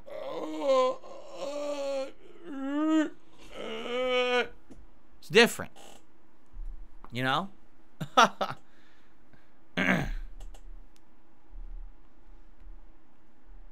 Okay.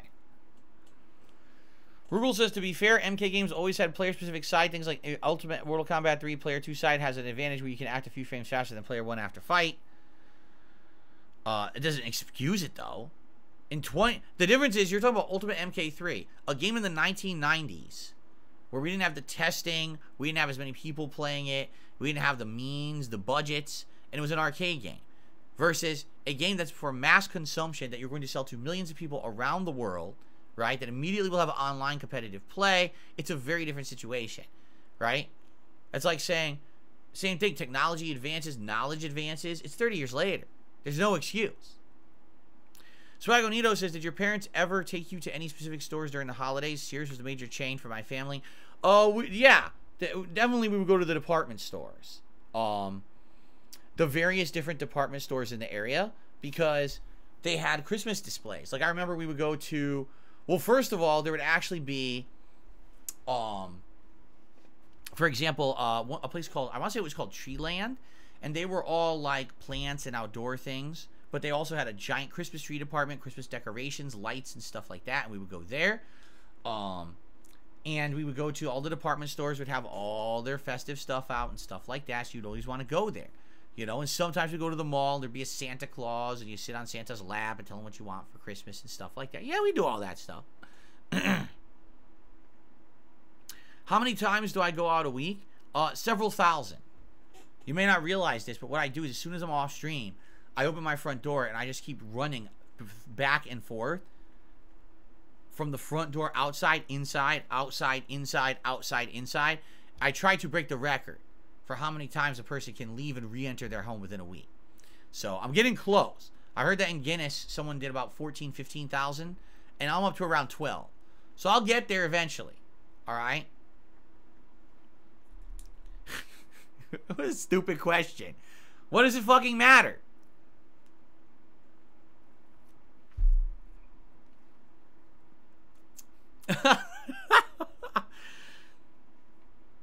Do I have a revolving door for that? Oh, no. Revolving door is too easy. I do the old school. Go through the door, open, close. I'm outside. Got to go back in.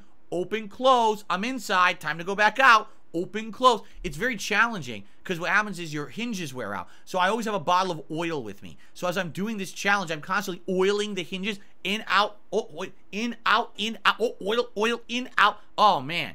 It's a lot of work. It's tough. Let me tell you. Living my life.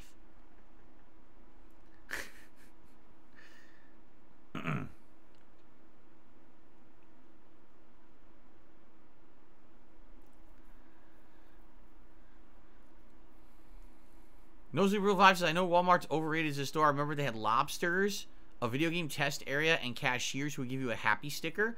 I never went to Walmart. There actually was no Walmart in my town when I was growing up. It actually moved into Connecticut in my area much later. Probably in like, I'm not even kidding, like the late 90s or early 2000s is when it moved in. So I didn't know what Walmart was or anything until much later on. And basically, basically, I always went to local places, local stores, and they did have game test areas for sure. Oh yeah, they had lots of game test areas. I remember I was just saying to my wife last night as we were looking through some of these advertisements we'll be reacting to today. I was like, oh, I remember this game. I never owned it, but this is a game that whenever you went to like a store, they would have a big test area, and that test area would always have like a Game Boy or a Nintendo, and it would have this game as the test game that you would play and demo. And I remember those. Every store had those. Like, I used to go to more discount stores like Bradley's and Caldor's, and then when those started to close, like I said, you go to department stores and places like that. Of course, Toys R Us always had that. Toys R Us was huge for having all the game testing and everything out.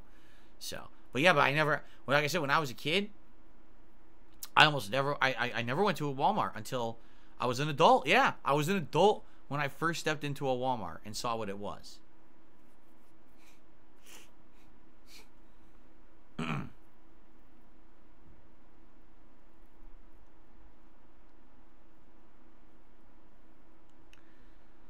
Did I own a Master System? No. My first Sega system was Genesis. I had a, to go through my console history quickly, Pong, one of the Pong consoles you would just plug into your TV and all it was Pong.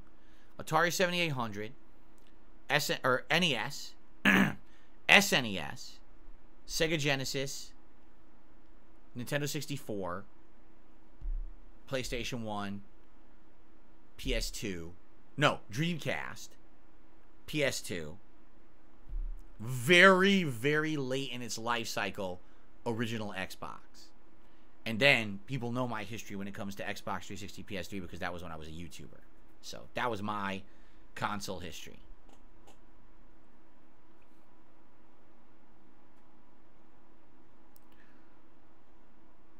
Are video game or like the Simpsons ads A-okay for the apocalypse? I have no idea what that means. Thank you, Derek. He says that he believes that my wife did a great job with the decorations. I'm glad that you think so.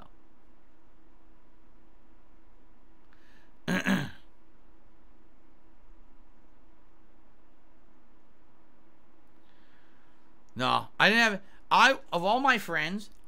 Ugh, like, of all my friends in school, I was one of the few people in video games. Like, my friends didn't really talk about video games or anything in school, except one. And that one friend was the one who taught me about arcade games. Like Ninja Turtles Arcade. I didn't even know it existed. He told me about it. But outside of that, I was, my home video game knowledge and existence was basically for me and my dad. And that was it.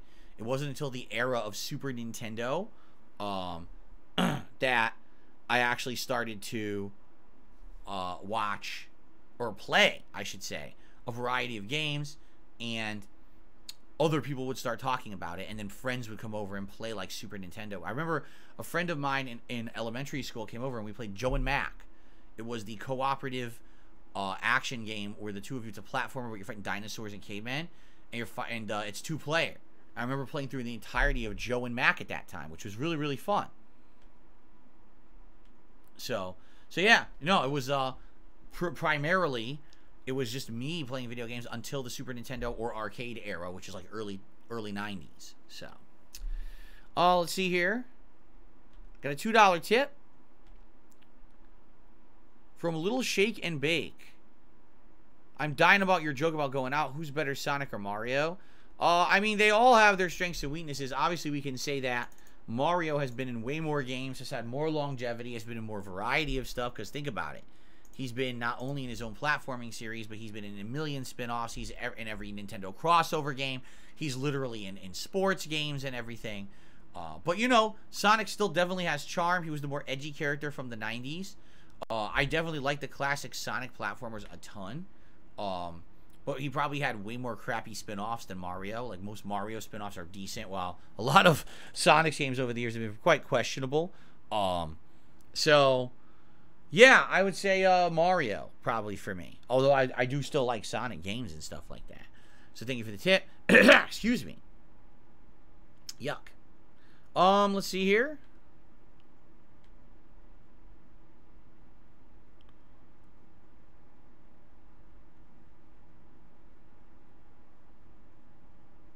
Did you or any of your friends have a rare, expensive toy or game? Not to my knowledge, no.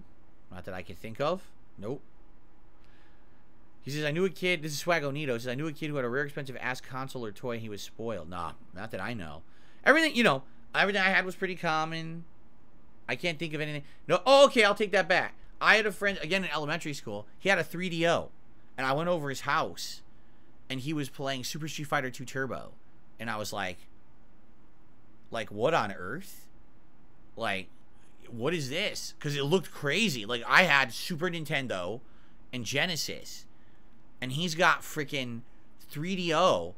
And it looks like he's got an arcade in his house. When he's playing on his TV, I was like, why is this so dramatically different from what I have? You know, come to find out, the 3DO cost, no exaggeration, like $700 in the 90s. It was an insane console for, like, insanely elitist, premium, rich people. You know what I mean? So it was wildly expensive. So, I wasn't getting that, trust me. My parents, $700 console, parents, they'd be like, yeah, right, you out of your fucking mind? You know, you're never getting that. So anyway, that's probably the one thing that I can think of, actually. Tegin Phil. How do you pronounce that? Like, that looks like Negan to me, but it's not. Tegan?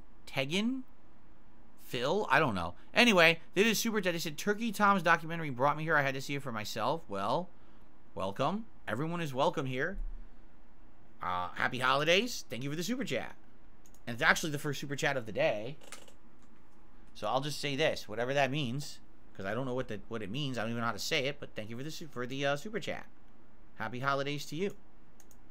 All right, you had to see it for yourself. Yes, it's true. I'm real. I'm not a figment of everyone's imagination. I'm not a legend or fabrication. I actually do exist. 15 years. I've been making content. That's correct. Okay. I received a very generous $50 tip from 1 Minute Man. He says, I suggest that we wish all restreamers a happy Thanksgiving. Feel proud that watching you is the most important thing that they could ever do on days like this. Well, there you go. See, the thing is, though, I don't care. I don't care about them. I never have. Let them do what they're going to do.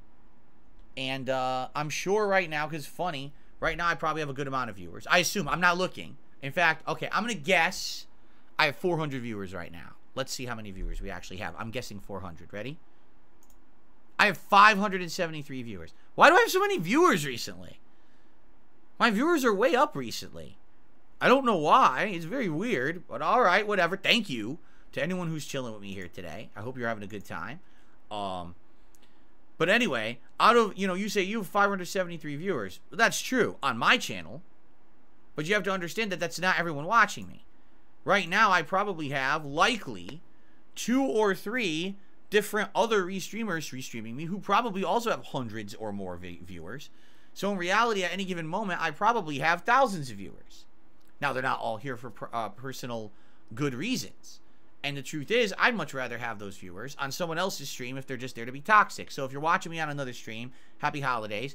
And thanks for being on the other stream and not bothering the people who are here to be positive. You're doing the right thing. You know? Because it's funny, I actually had mentioned this earlier. Okay? I said, I noticed this year distinctly my on-demand video views have gone down. But the weird part about that is my business revenue hasn't. Like, I'm still making the same good money that I was making, yet my views are overall down on YouTube. How could that be possible? Well, it's because those people were people who were watching me for toxic reasons. They probably had ad blocker on. They never contributed in any way. They didn't become a paid member. So the views literally meant nothing. You know? And it's like, so then it's not a big deal. If they decided not to watch me on demand, if only the positive people who are here to enjoy and support and have a good time are sticking around, then that's good, actually. You know what I mean? So I'm okay with that. But the thing is, it's always happening. There's always people like that, and there's no reason to dwell on it, right? I'm certainly not a person who's going to sit around and care about who's watching me or whatever. I'm just going to have fun with my audience. So thank you. And by the way, so with that very generous tip, and I hope you like that animation for the $50 tip, we're up to $56 in tips. And remember, I said this at the beginning of the show. What we're doing today is for every $100 raised, I'm taking a shot of either rum, bourbon, or Kahlua. Actually, what is the strength of Kahlua? 20%? All right, how about this? If I take Kahlua, I'll do a double shot because Kahlua is half as much, right? The others are 40. Yeah. So if I do Kahlua, I'll do a double shot. Kahlua is delicious, by the way. It's so good. It has that coffee and sweet flavor to it. So yeah, if I do the Kahlua, I'll do a double shot because it's weaker. Okay. So that's for every $100 raised today. All right. Right now we're at 56, so a good start for the pre-stream, podcast, and we'll see what happens. But honestly, my goal for today is memberships. I really want to try to see if we can boost my memberships on the channel today. We haven't done a marathon in several months. It would be great if we could get membership support today to get those numbers back up. So thank you in advance. Swagonito, thank you so much. Just gifted the channel a membership, and it went to Mint. So congratulations, Mint, on regaining your channel membership. And thank you, Swagonito, for supporting the channel today with that gifted membership. That's very nice of you. Okay. I should be sipping on a White Russian right now. Well, the point is, if I'm going to be taking shots, I shouldn't be sipping on any drink during the course of the day. You understand that, right?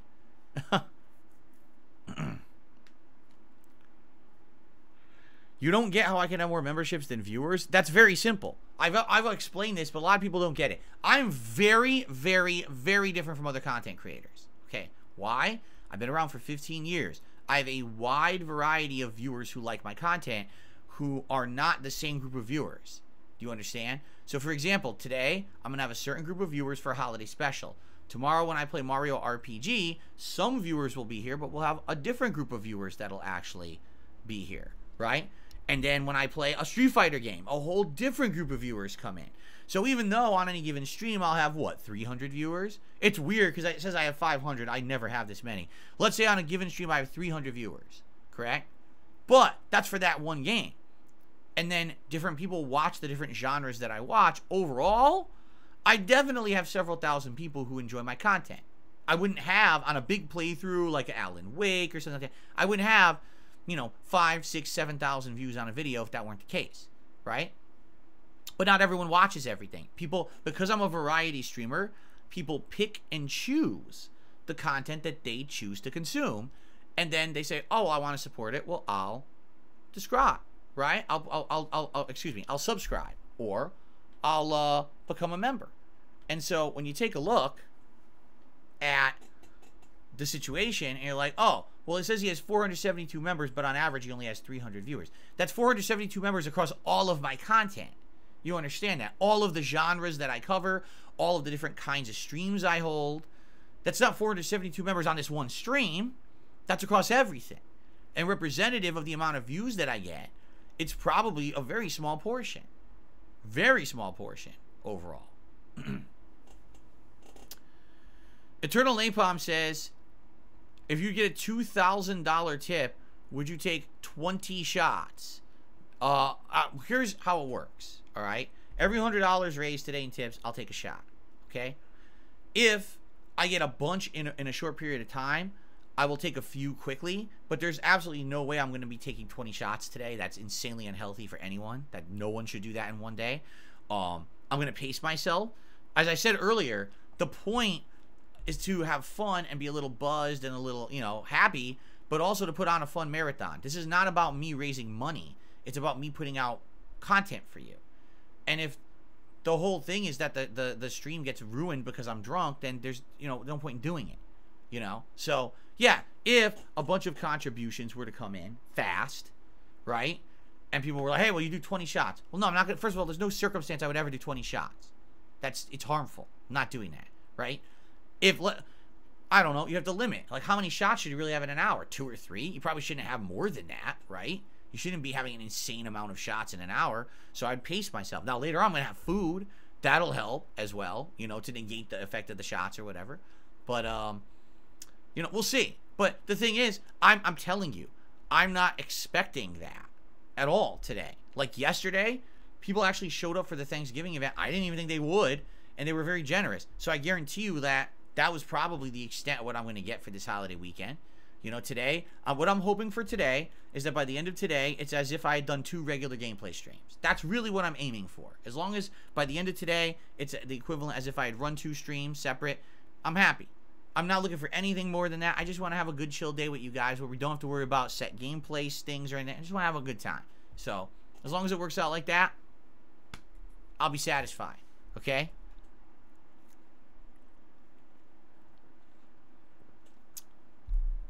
Okay. No Sleep Real Vibes popped their 14-month member notification. Says, I love how you stay out of drama. Keep it up. Yeah, you know, I'm not one for drama. I don't care for it. I don't want anything to do with it. I never wanted to. I'm not one of these people that needs to create drama to get people to watch my content. I have more than enough positive people who like to watch me. I don't need to be doing that crap. And I stay away from it on purpose, and especially this holiday season. This is the last thing on my mind. Like I said, one minute man mentioned the restreamers. I don't care about the restreamers. I'm just here to enjoy. You know, who cares about what they're doing? That never once does it pop into my mind. Until someone brings it up, then you know, then I think about it. I don't care about it. Okay. So guys, we can continue. I'm enjoying the holiday Q&A stuff. If you want to keep asking me questions, we can go a little longer. Or if you're tired of it and you just want to get into the react portion of today's stream, we could do that too. So let me know what you want to do. Tag me in the chat if you have more questions for me. Oh, sure. Yeah, you know what? Ms. Diosov Lodo says, were you going to give out game codes? Yeah, let's do it right now. That was a great suggestion. Fuck it. Let's do it right now. There were game codes I was going to give out during Halloween, and I couldn't do it because I was sick. So now I just got to find this email from 5 zillion years ago. And once I find it, I can read out game codes for you guys, all right? We'll do a game code segment. Let me find the email.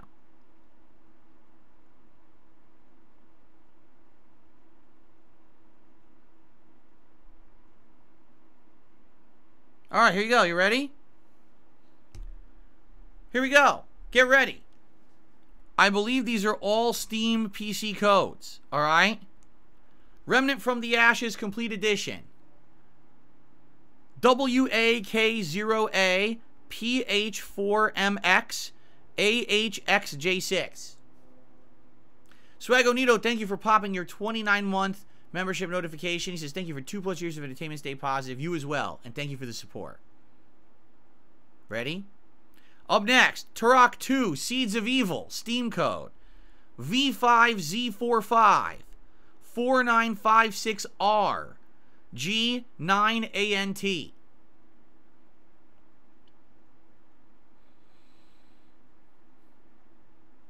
Planet Coaster plus 1 DLC. Steam code. WYHKH 5H7LH EYQKG. There you go. How would you like to play Middle-earth Shadow of War on Steam? Well, perhaps you will, because the code is TT6JA 7D09D DHCBF. Alright, so for those who want to talk about trolls in the chat, you're now permanently banned and you're not coming back, and don't ask for unbans. Happy holidays. Thanks for revealing yourselves. I really appreciate that. Up next, Street Fighter V. Yes, Street Fighter V on PC, Steam code. Here it comes. RACR5 AF3ZZ 5I7MJ. Still going. How about a little game? Actually, how about little games? How about a collection? How about a collection of classic games from back in the day on the Dreamcast called Shenmue 1 and 2? Only on Steam. The remake editions. How would you like that? Well, you can have it. Here it is.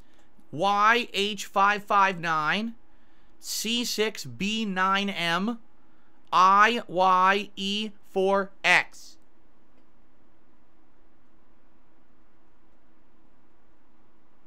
And last but not least, Black Friday special giveaway.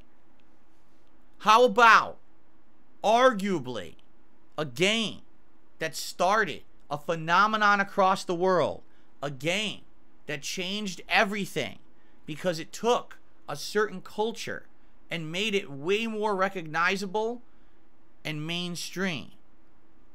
A game that made eye patches very common household items. Of course, the game I'm talking about, ladies and gentlemen, is Yakuza Kiwami on Steam. Here's your code. RNFYR L3C9C DF296. There you go. You guys thought I was messing around? No, I wasn't. I had all these game codes to give away, and I was totally going to do so ages ago, and I never got to because there was no Halloween event. Well, now I've given them away. So I hope whoever just won those codes really, really enjoys those games. Seriously, I hope you do. And happy holidays to whoever won them. There you go. Very nice. Okay. Derek, I have no idea. I don't remember what the cost of the controller was last year. I don't note this stuff. Okay. Any other questions, anyone? Anything you want to talk me about? To tag me? Someone just says, what about the RoboCop codes? What's hilarious is that people remember every word I say on this stream. I will be giving out copies of RoboCop when we actually play RoboCop. There's no reason to give those away today. When we actually begin the RoboCop playthrough, whenever that may be, probably in a week or two, on that premiere stream, I will give copies of the game away. Okay? Wade Mills, I already said my most memorable Christmas presents earlier on this very stream. Just hit rewind. Elsky, how are you? Happy holidays. Good to see you here today. How many ads did I have to eliminate? Probably about 20 to 30. Because I think originally there was around 175 nominated. And I think we have around like 100, I want to say like 130 something to watch today. Because many of them were labeled for kids. So you can't watch the ones for kids. You can't label the ones that are for adults. You know? So, no, I've never had Raising Cane's. Isn't it a like chicken place? But they don't have that anywhere I've ever lived. So I've never seen it before. What platform are the RoboCop codes for? I believe one is for Steam and one is for Xbox. I think.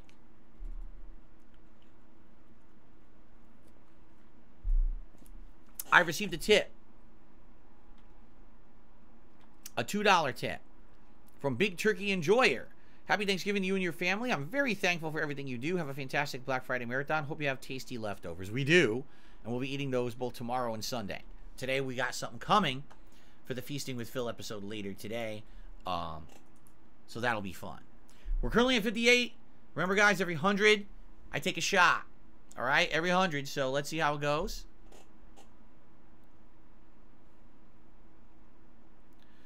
When's the food arriving? Between 4:30 p.m. So over 3 hours away. We got over 3 hours to chill and react and do fun stuff before we get to that. Just to reiterate, because I know many of you are here, you were not here at the beginning of the show. What's going to happen is I'll be reacting to ads all day long here on stream. Every once in a while, if we raise $100, I'll take a shot or a double shot of Kahlua if that's what people want, because that's weaker. And we got food coming between 4 and 4:30. I'm going to do a live taste test, mukbang, whatever you want to call it. I call it Feasting with Phil. Later on, if people get bored of ads, we could do some gameplay, whether that be like Modern Warfare 3 multiplayer or some Street Fighter 6. I'm down for that. If that's what people so want later, I'm okay with that. So we'll see what happens over the course of the day.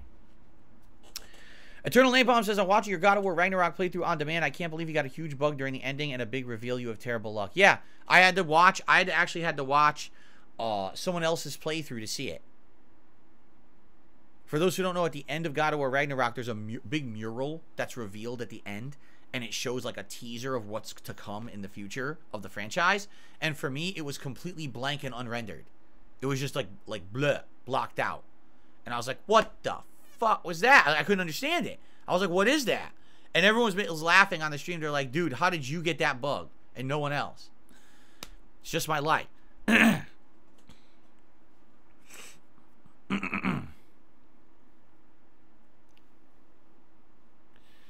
Yeah, that's in the playthrough. That's in the final part of the playthrough, Shubington. Go check it out.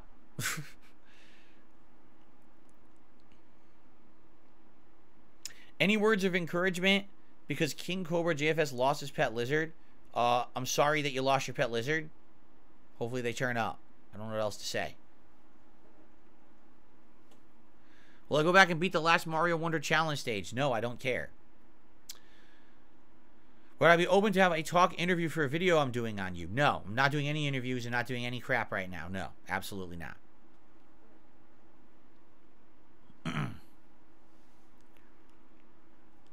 Maybe game devs specifically target me? Probably. I wouldn't be surprised if that were the case. Okay.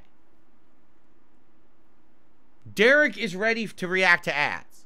Derek does not want to hang out anymore. He's had enough of the podcast. So that's one vote. Who else is ready, or do you have more stuff to talk about? I'm down for whatever. I'll have a 4-hour podcast today if that's what you guys really want. This snow has an unlimited supply. I am down to just hang out. But if you guys are ready for the ads, we'll go to the ads. All right? Whatever you want. I'm ready for ads. I'm ready. Oh, no, keep the podcast going.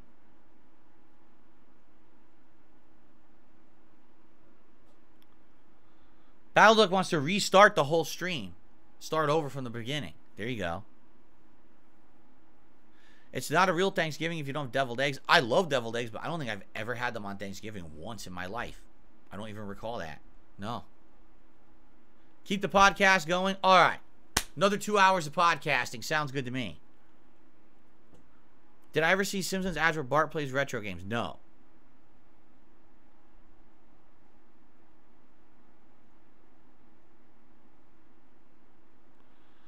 Already people are complaining that I should do a Black Friday discount and I should take a shot every $50. It's ridiculous. So now, already you're complaining. We already changed it. It used to be a $100 tip required to take a shot. And no one liked that. So I said, I will change it for, we haven't done a marathon in several months. Let's do one very different. It'll be every $100 raised, I take a shot, and already you're complaining. That's a quick one. That's a pretty quick one. Do I like the new Street Fighter 6 costumes? I've not seen them all. I saw some of them posted up on X, and some of them look good, and some of them don't look good, I think. Like, I'm actually incredibly disappointed with Blanca, because that's already in the game. It's an outfit that's literally already there, and you can use it in story mode, yet now they're putting it on Blanca. Like, I don't care that's on Blanca. It's stupid. You know, she gave me a real, I don't even consider it a real outfit. I think it's dumb. But some characters have really good ones. Like, I like Zangief's cool. Like, his suit looks really, really cool. So, it's kind of a mix for me. Do I like the vacation movies? Yes, I do. My favorite's still Christmas Vacation, though. Can we look at them together right now? Look at what? Back in the day, did I prefer Marvel or DC? Always Marvel, because I was into X-Men. X-Men was my thing back then. I loved X-Men. That was my favorite comic. Is Die Hard a Christmas movie? Yes.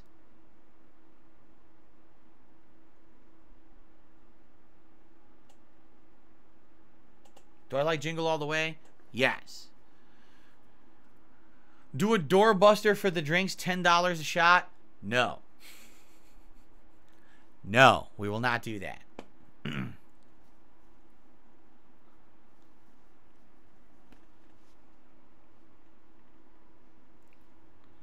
No, I don't put my podcast on streaming services because I want people to come to this channel. I want people to come to DSP Gaming for my content. I'm not a big enough guy to put my content elsewhere. If I diversify my content amongst a million platforms, I'm going to liquidate myself to the point where no one's going to care. You see? I want people to come to DSP Gaming because this is the source of everything. I'm a small enough guy where it makes sense to have it all in one spot. Alright?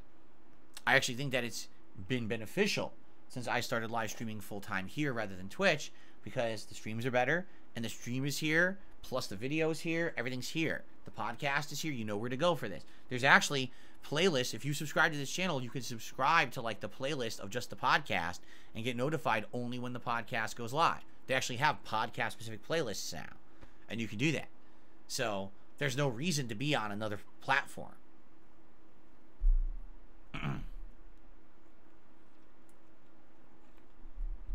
Am I still planning to review Christmas movies? Yes. Do I plan on watching Christmas horror movies? Probably not, unless people want that, but probably not. Is the Polar Express a top 10 Christmas movie? No, not in my opinion. A lot of people like it, though, but not me. Elf for Bad Santa? Elf. How am I not drowning in snow? Because even though it's cold up there, it's very warm down here. You understand? This red light under me is actually lava. I'm actually sitting on a throne that's hovering above a floor of lava. So it just melts instantly. It does not accumulate. Do I have any interest other than games? Absolutely not. I hate everything.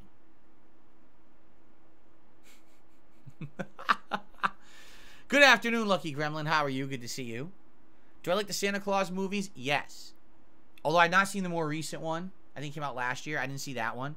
But I like the first two. I think the third one sucked. I like the first two.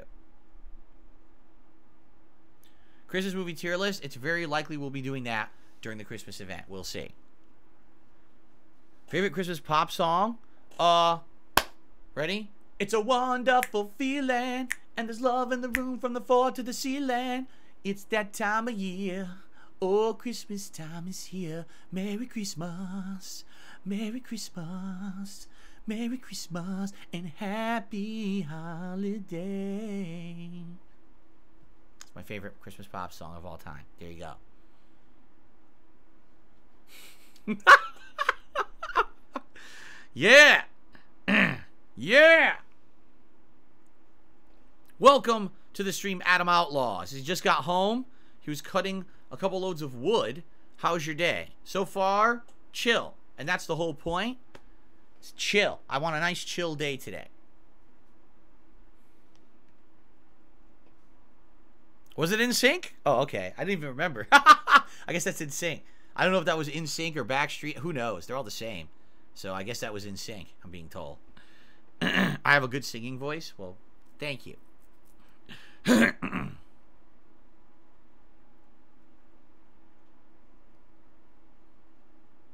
I first heard that song playing at my great grandparent or great aunt and uncle's house when I was a kid. We were going over there for Christmas on Christmas Eve, and they had, I guess, like MTV or VH1 or something playing on the TV, playing music, and it played that song. That's the first time I ever heard it. I have never seen 8 Crazy Nights, the Adam Sandler movie. No, I have not.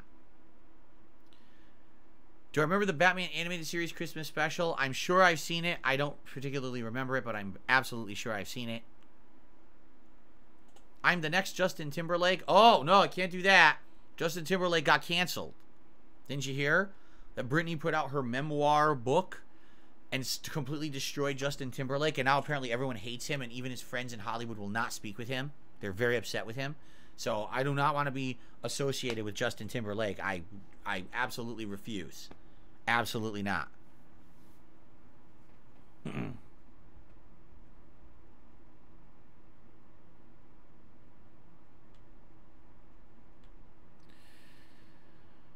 Okay. Cloud9 got banned and now took the dollars. So I'm sorry for mentioning detractors. I hope you have a good event. Well, then don't mention detractors in my chat, which is, by the way, always against the rules. I always is. And you can always tell people who are focused on negativity and toxicity, right? They are. They're always in, you know what I mean? I'm sitting here and I'm giving away game codes, and you got someone like Cloud9 saying, I bet all the detractors are getting all these codes. Even if one of them did, who cares, and why would you say that? Unless you're a toxic idiot. So, sorry. Bye. Happy holidays.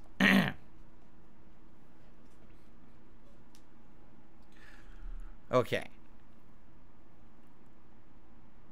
Would I ever go to Connecticut for Christmas to visit my parents? Probably not. If I were to go there, it would not be during the winter because they have a tendency to have bad weather. Can you imagine me going there with Kat, and then we get stuck there in a blizzard or snowstorm or ice storm, and we can't leave, and now all the planes are canceled? No, probably not. If I were to go visit, it would be another time of the year. It would not be Christmas.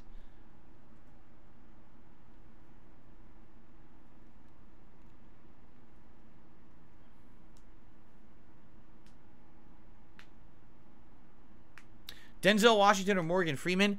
I've probably seen Morgan Freeman more than Denzel. Although I like Denzel in things like Training Day, and I saw like other movies that he's been in. Like Morgan Freeman is like epic. You know, Shawshank Redemption. I remember the freaking Robin Hood movie with Kevin Costner. You know, I remember seeing him in so much notable stuff that probably to me Morgan Freeman is always like a rung above. That doesn't mean that Denzel is a bad actor. It just means I've seen Morgan in more notable stuff. I don't like Denzel did a lot more acting that I've never seen. So.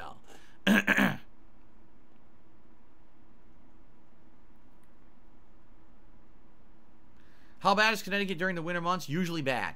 Connecticut is the worst of the worst. In the summer, you get incredibly hot, humid weather, upwards of 80 to 90 degrees, sometimes 100 or more, incredible amounts of humidity, rain, thunderstorms, terrible hurricane shit. I'm serious. Then in the winter, you get insanely cold, freezing weather, ice, snow, loads of shit. It's like the worst of the worst each season. It's the worst weather all year round.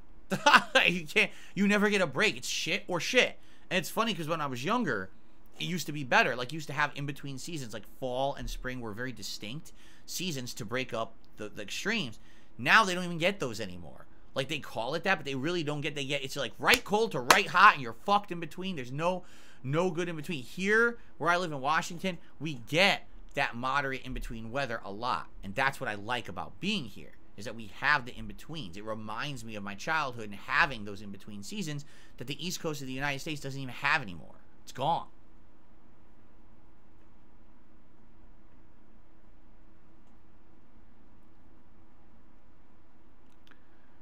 All right.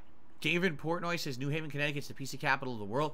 Connecticut in general is insanely good for pizza. Like I said, just the local pizzeria that I used to go to that was a few blocks away from my house was insanely good. And I could, right off the top of my head, I could name 3 or 4 great places that do great pizza in Connecticut. And I usually didn't go to New Haven. So, yeah, I would agree. Where would I list Christmas Vacation on my Christmas movie list? Way up there. Way up there. Don't know if it's the best, but certainly like top 5 maybe. Super good. You know, the thing is with Christmas movies, it's tough because you got to rank the classics. Like It's a Wonderful Life and Miracle on 34th Street against the more modern classics, like I would say Christmas Vacation, A Christmas Story, Home Alone, right? And then you got kind of the oddballs that you're trying to wedge in there, like Jingle All the Way is great. You know, stuff like that. I could probably go on for a million years talking about good Christmas movies. So how do you rank them? But definitely Christmas Vacation is outstanding. All right.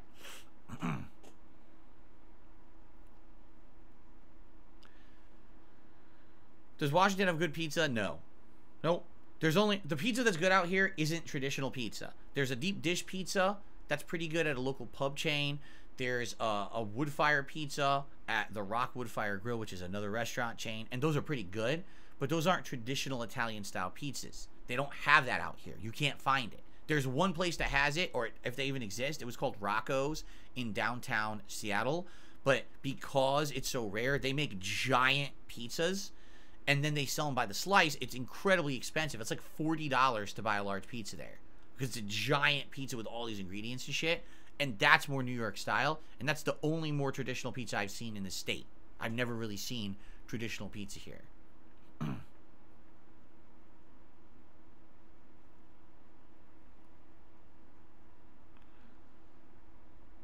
The best pizza, is it brick oven? Brick oven pizza is good because you get that char on the dough that tastes like really good, and you get the crispy crust. It's almost like a cracker, but then you get doughy dough on the pizza itself. I don't know if it's the best. It's tough.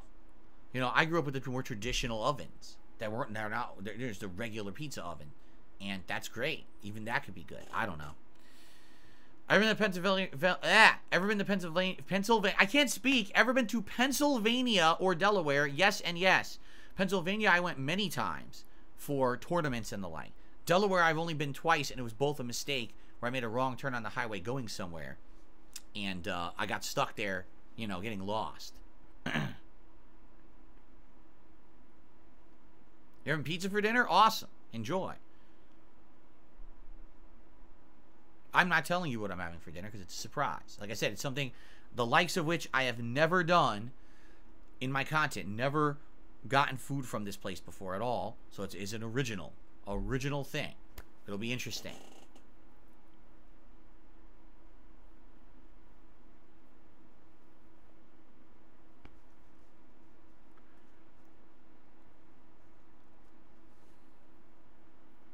All right. Anything else, guys? Any last-minute questions? We have no shout-outs to do so. As long as you guys are good, I guess we're going to move into the React portion now. We've had a very long podcast, which I'm okay with. I'm always okay chilling with you guys extra because there was no time constraints today. But it seems like the questions are dying out now. The time to start to get to the React portion. Sound good? All right.